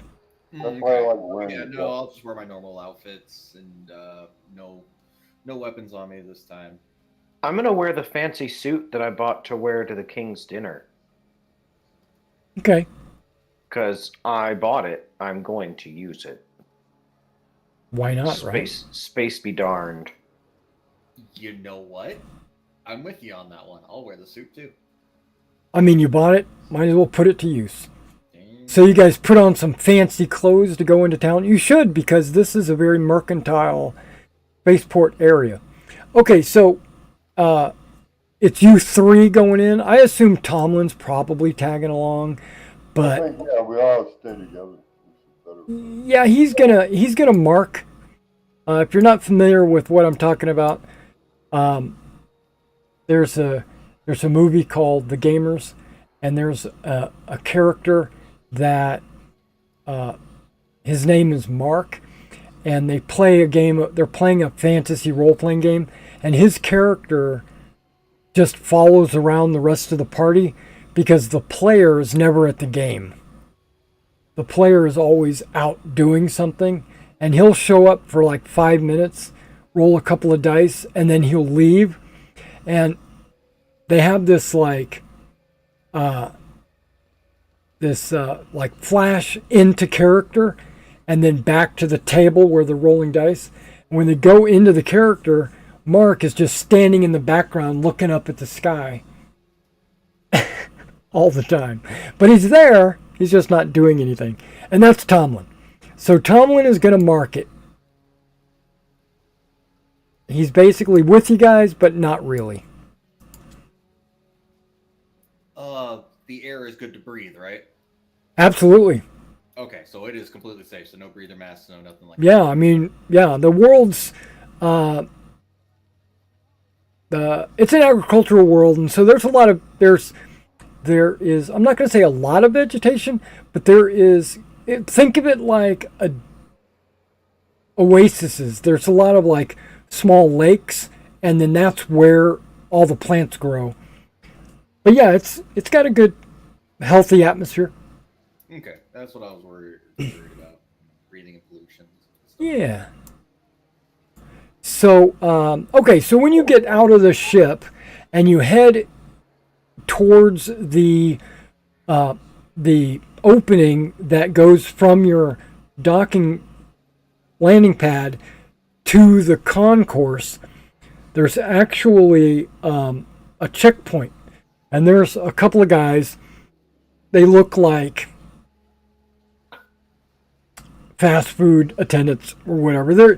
They're basically just sitting behind a desk. As you walk up to them, they're like, put your items on this conveyor belt so it'll go through the metal detector and step through the metal detector. Do you have anything to claim? This is your customs checkpoint. Yeah, no problem. Do you guys have anything to claim as you're carrying into town? Uh, I got a suit and credits on me and my no, identification. they claim it's about. Okay, well, we hope you have enough credits to afford whatever you're here to buy.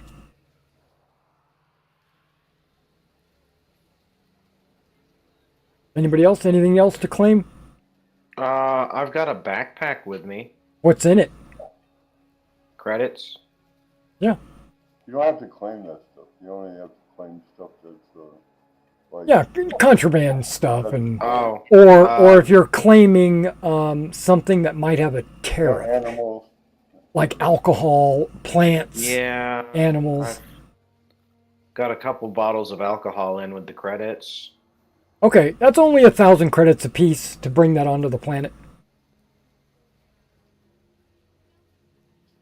Guys, I'll be back in a minute.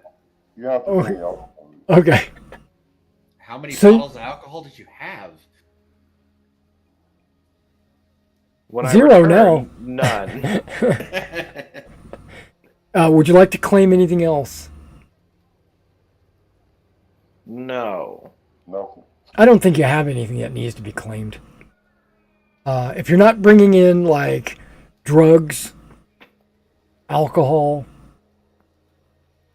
Oh, plant-based items. Sorry about that. And I pull something out of my pocket and pop it in my mouth. Okay, no, I'm not bringing any drugs with me.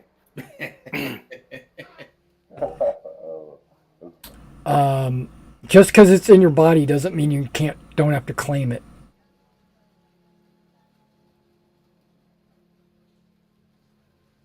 Don't worry, it's only 1,000 credits per dose. One dose. What do you need drugs for? Nothing. The captain doesn't have a problem. Not at all. Okay, I paid my 1,000 credits. Okay, yeah, because we've got a lot of mules that come through here, you know, trying to bring in drugs and stuff shoved up their butt. Yeah, we don't allow it. And I appreciate you being honest. Yeah, I was going to say, do they normally tell you when they have them? No, but the scanner, it can detect that kind of stuff. Plus the dogs. You don't see any dogs, by the way. Oh, I was gonna so pet one. No, the dogs are somewhere else. Be like, who's a good boy? Who's a good boy? Yeah, not these dogs. Okay, so yeah, you get through customs. And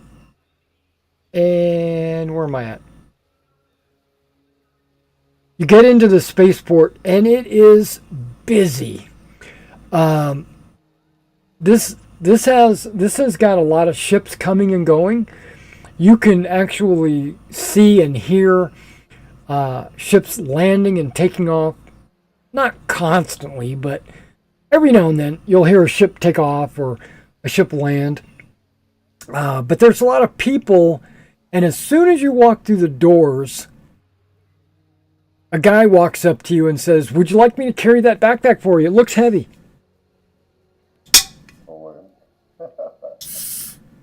No. I work cheap. No. Okay. And then another guy walks up to you and says, "So what are you looking for? Whatever it is, I can get you there." No. I'm the best guide in the downport. Come on. Hold on a second. Hold on. And I pull out my communicator, and I pull up a voice recording app, and I say, no. Well, I don't know the definition of no. I'm going to ask the guy if he knows any ruins area of the old monarch. Ruins?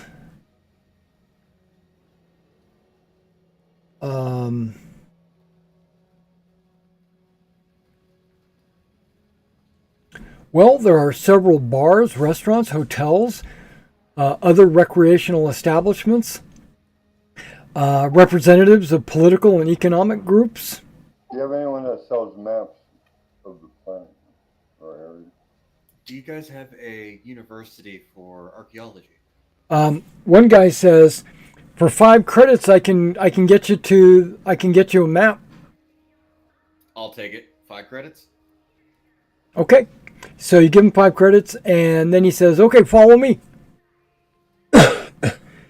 And you walk about 5 steps, and there's this guy standing there selling maps. Okay. And he points at the guy and says, "That guy there's selling maps." Thank you for guiding me. Yeah, no problem. If you need me to get you to the Merchants Guild, or if you're trying to get business done. Well, we're here for the sites, and we're just trying to find the sites on the planet. Okay. I give him an extra 5 creds. The guy that showed you where the guy was that was I selling already maps? know that it was. Yeah. Okay. He takes it and he's like, "Okay, if you need me, I'll be right here to show you where everything else is." And the guy Alright. there is like saying, "Maps to the newcomers. Anybody need a map? We got maps. I sell maps. Do you need local map or do you need like a regional map?" I'll take one of Regional, each. do you have a regional map? Yeah. I pretty much just showed it to you. But that was the flyover.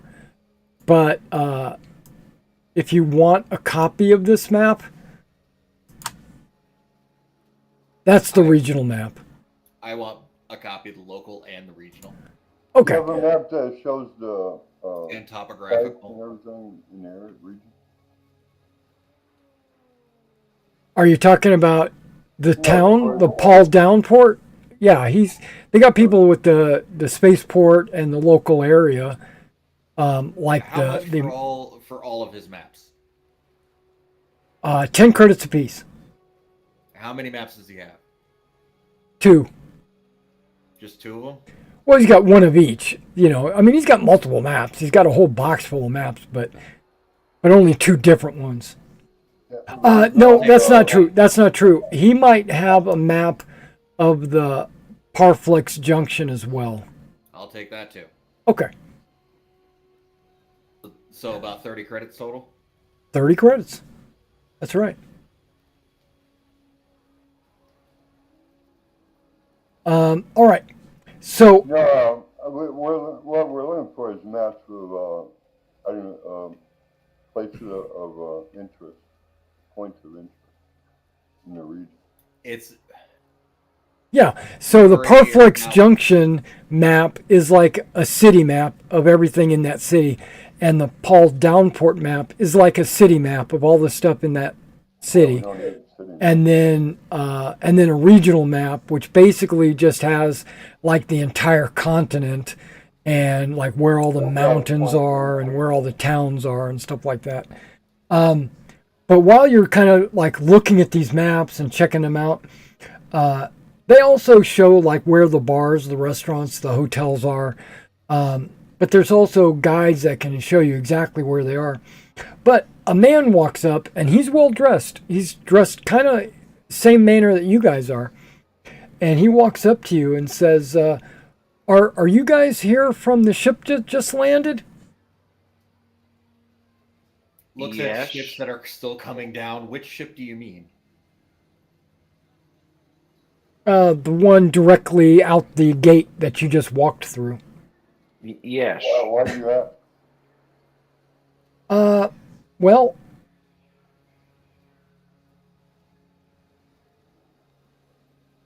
my king, King Earhart of the Orarley Valley, would like to invite you to a trade summit.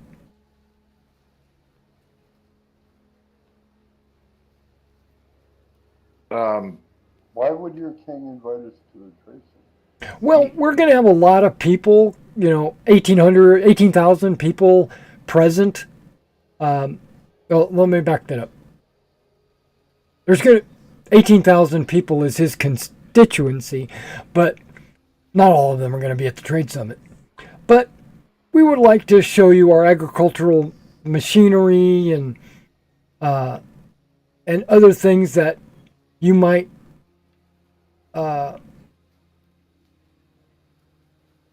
wish to basically understand our process for processing our apples so that we can get them properly shipped off world.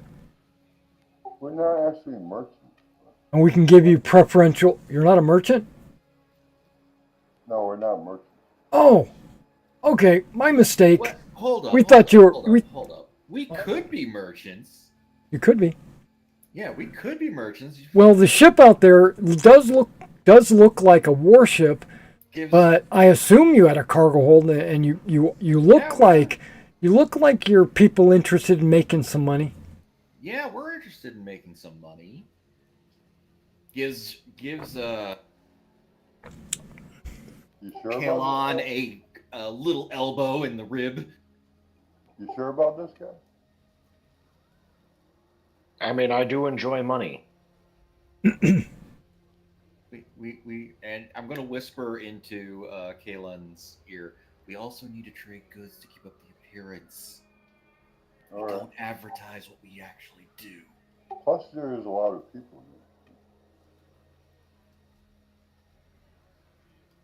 We need connections. All right. Yeah, we're kind of interested then. I tell the guy. It's Yeah, actually it's uh, completely up to the captain if we take up this offer, but I'm gonna go, Captain. If you excuse me for a second, I'm gonna go read these maps of the city and everything, and see if there's any points of interest for our. The first thing you notice is there is no academic institutions or centralized records. Okay, so none of that. Looking at the other map, the one that you showed me, is there anything out of the ordinary that I can see? That is a very broad and vague question. Any hills that do not look like they were Is more of a there perfect circle or something else? is there like a map to the stars home of the Sindalan Empire? Like, oh, here's the ruins of the ancient castle. There's no academics here, so they probably don't even know what the Sindalans were. I asked that earlier, and he didn't seem to have anything like that. Well, we have maps now. That's why I'm looking Yeah, for topography, like circles or cliffs that technically don't look like they should be there. no, it looks like a. I wouldn't say there's nothing like been modified or anything like that. Okay, so you're looking at the maps, and while you're doing that,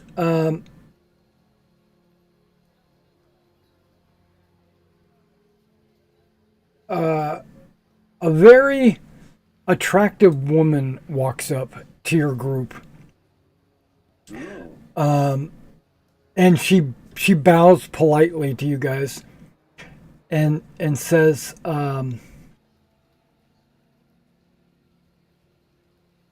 Might be a custom here. I bow back.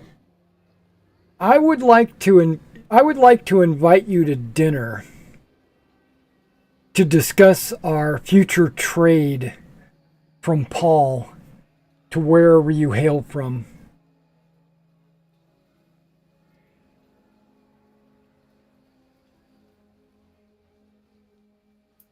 Captain?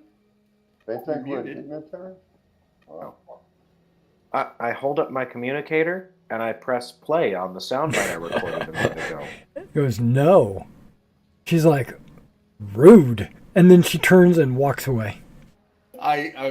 Faustus is just shaking his head while he's still reading those maps. And They then think he's we're gonna look up at the. dignitaries? We were specifically warned they were just here to try and trick us into trade deals. And as soon as you say that, a pair of polite and surprisingly non-pushy individuals say, hey, do you mind if we talk to you for a second? We have a business proposition. Go on.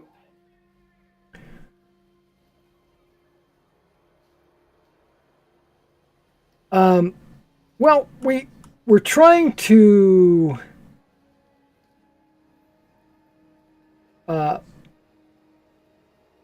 purchase some metal stamping equipment and chemical processing machines, and then all of a sudden one of them pulls out his hand computer, which is like this, looks like a Pip-Boy. It's got this big computer on his wrist, and he holds it out and it projects a hologram of like projected sales, and it's got a graph of like, if you buy it at this, you could probably sell it for this, and this is how much money you can make yearly. And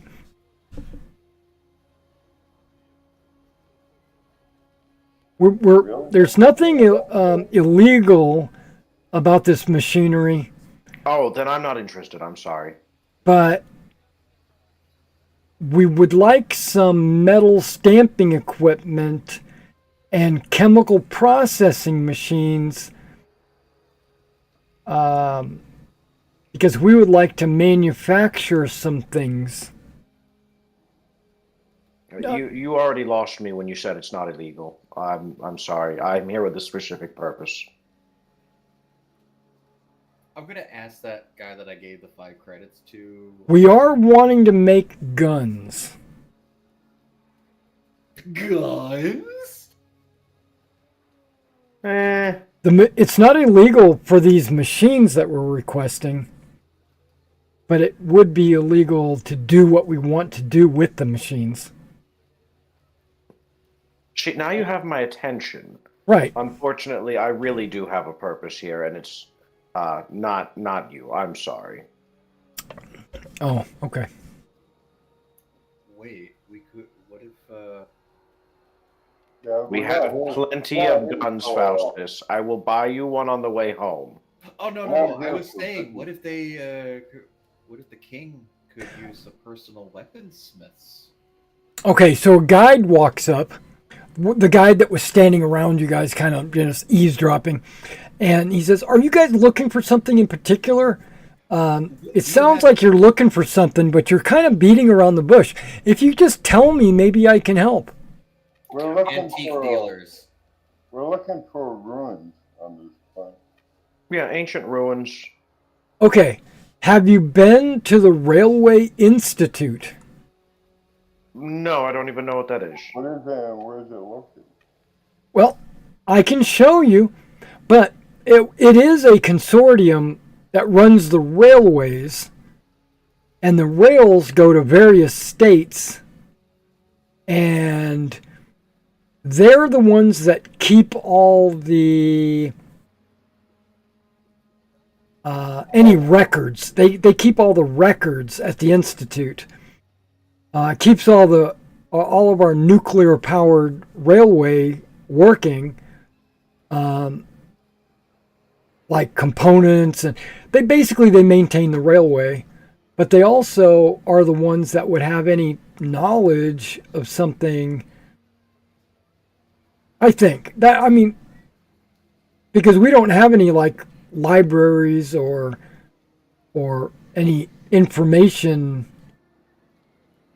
Information doesn't travel on this world like you might think. Wow.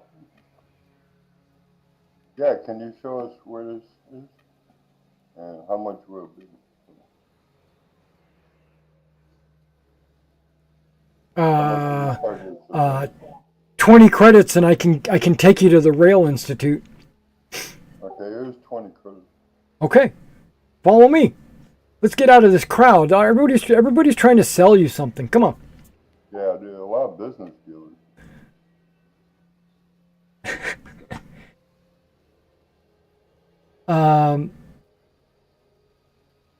Right. We'll get back to that guy. So where you guys hail from?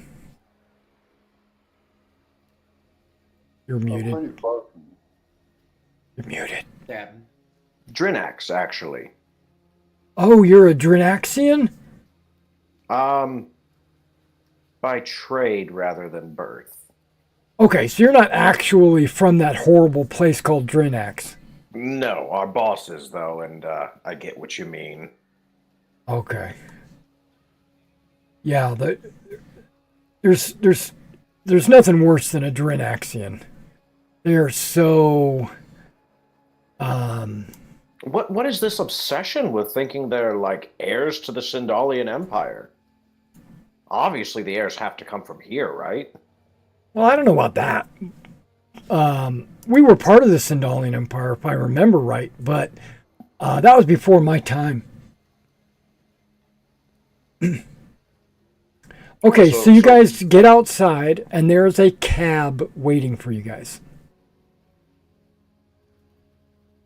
Okay, we need to load up into this cab.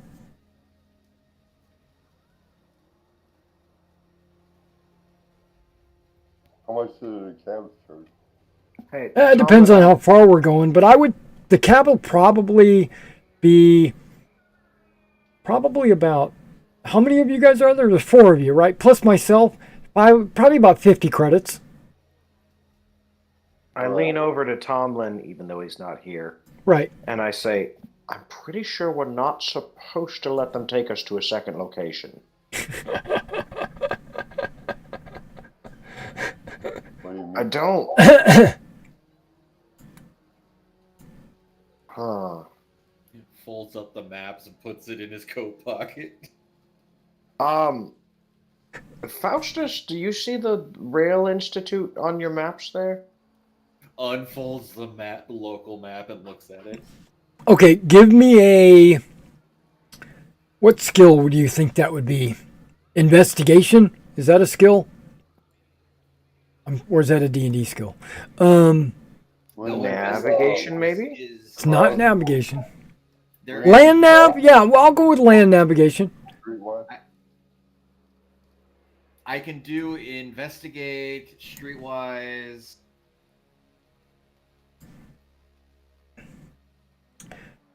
Yeah, I'm thinking investigate, navigation, or streetwise. I'll give you all those. If you do streetwise, it's going to be on intelligence, not social standing. I did investigate. It's 11. Okay, yeah. It's in bold letters right there in the center of the town. It says Railway Institute right next to the rail hub. How far is it? It's probably about 10 kilometers. You guys want to walk or you want to take a cab? 10-kilometer walk?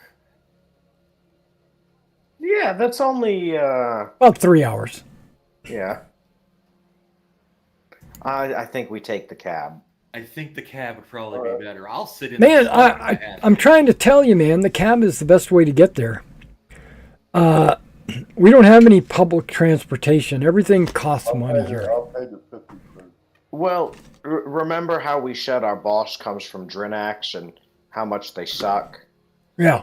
Look, man, we can't take anything for granted at this point. We work for a Drinaxian.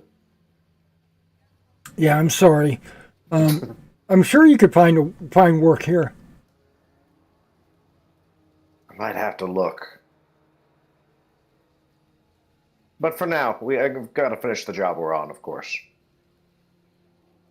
Yeah, we'll get into the cab. Okay. I'll pay the 50 quid.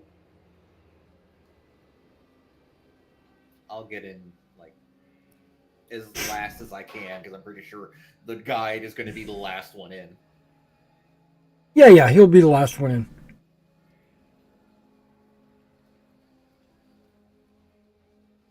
All right, so you get on the road.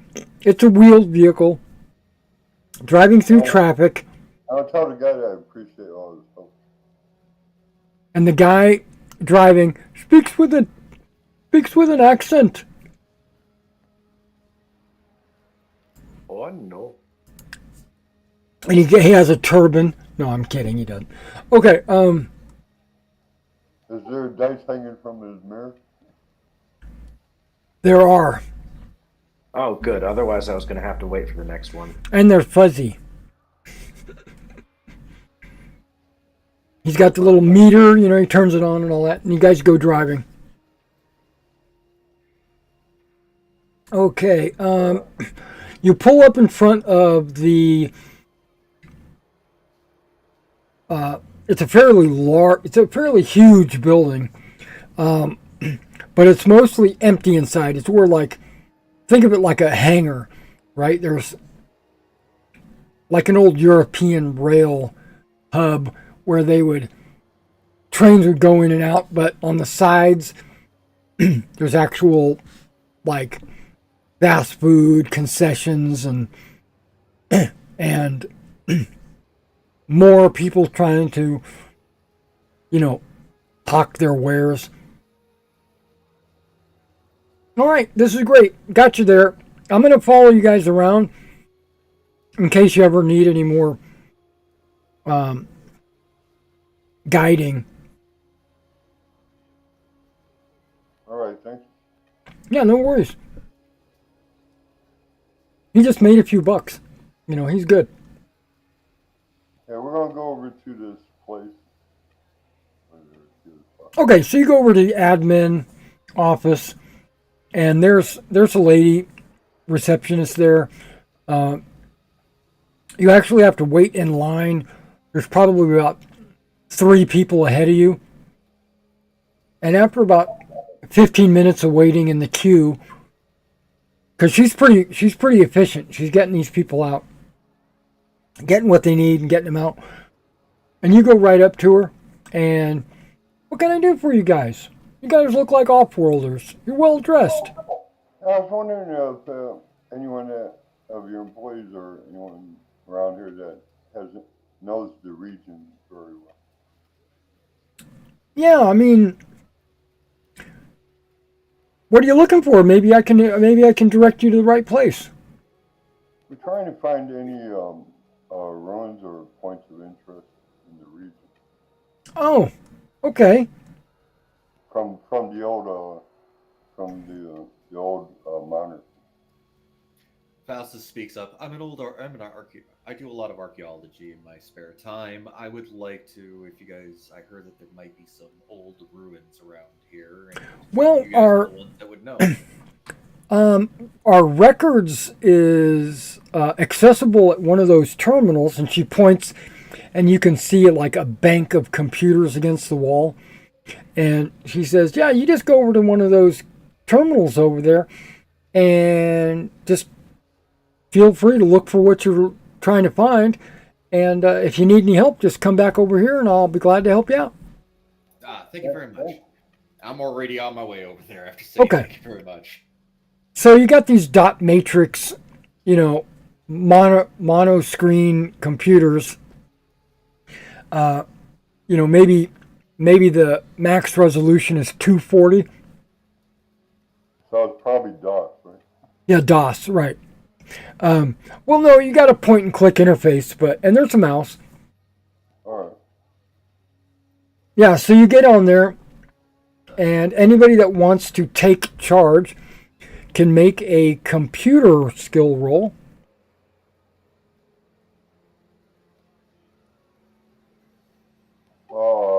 Let's go through. Let's see what my skills. I think I got it. Okay. Hold on, let me see. Computer. It would be electronic computers, right? Yeah, that's where it's at. Oh yeah, no, I don't have electronics. Drinax computer, I got level 1. Anyone got anything higher? Nope.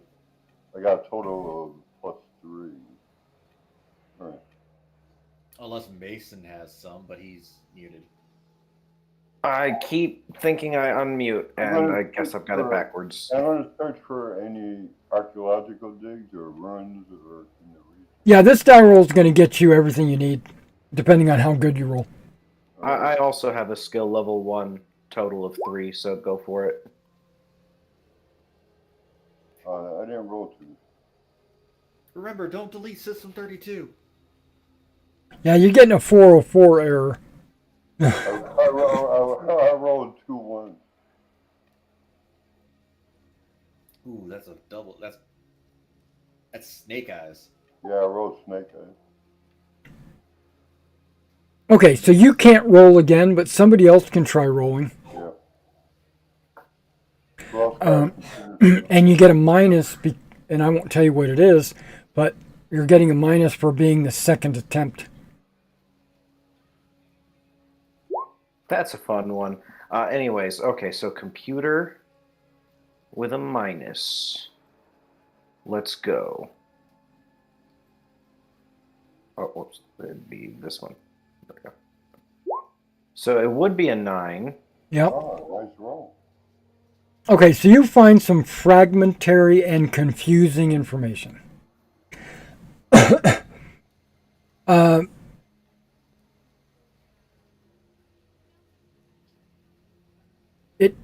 What do you mean Based by on your roll, you kind of find some reference to a rod of the old Counts of Gormount. Okay. The last Count of Gormount was a trusted advisor of the planetary king, but betrayed his position in the final days. Oh.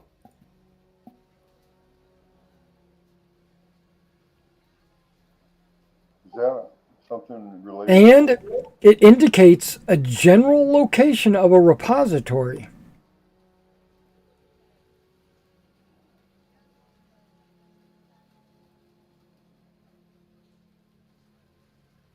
Being in Gormont.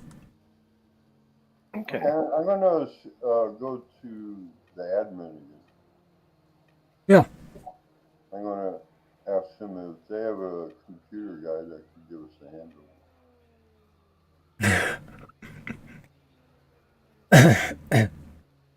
If you're having a problem with the terminal you logged in at, just choose another one. And I'll send somebody over there to repair the one, if that one's down. Yeah, we're just having problems finding what we're looking for. Okay, I'll try another terminal. Well, we can't help you with that. All right, so it looks like it indicates that the Count of Gormount had an advisor who took the rod. And if you look at your regional map, or I should say the one environs, Gormount's actually on the map. Okay. I'm actually still on the floating palace. Same.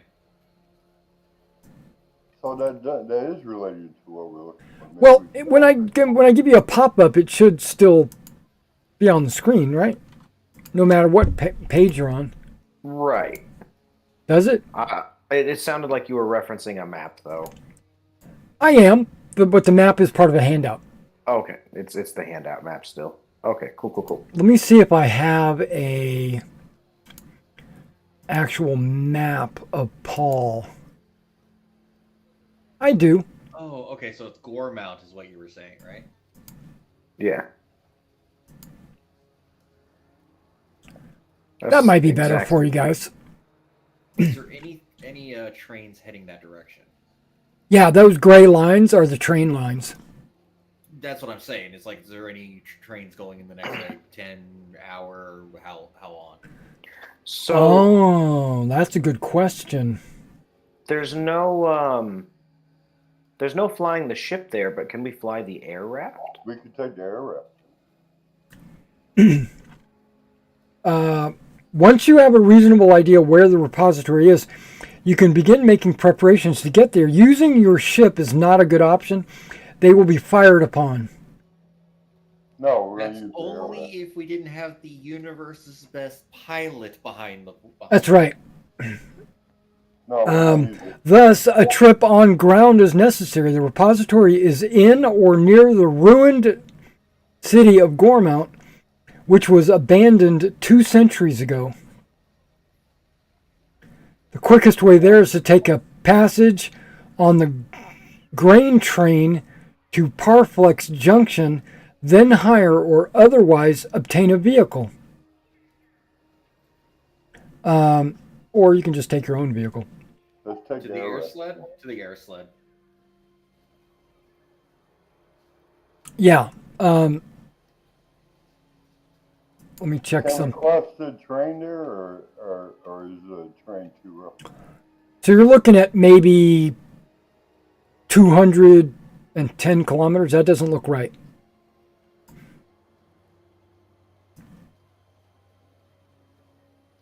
It's exactly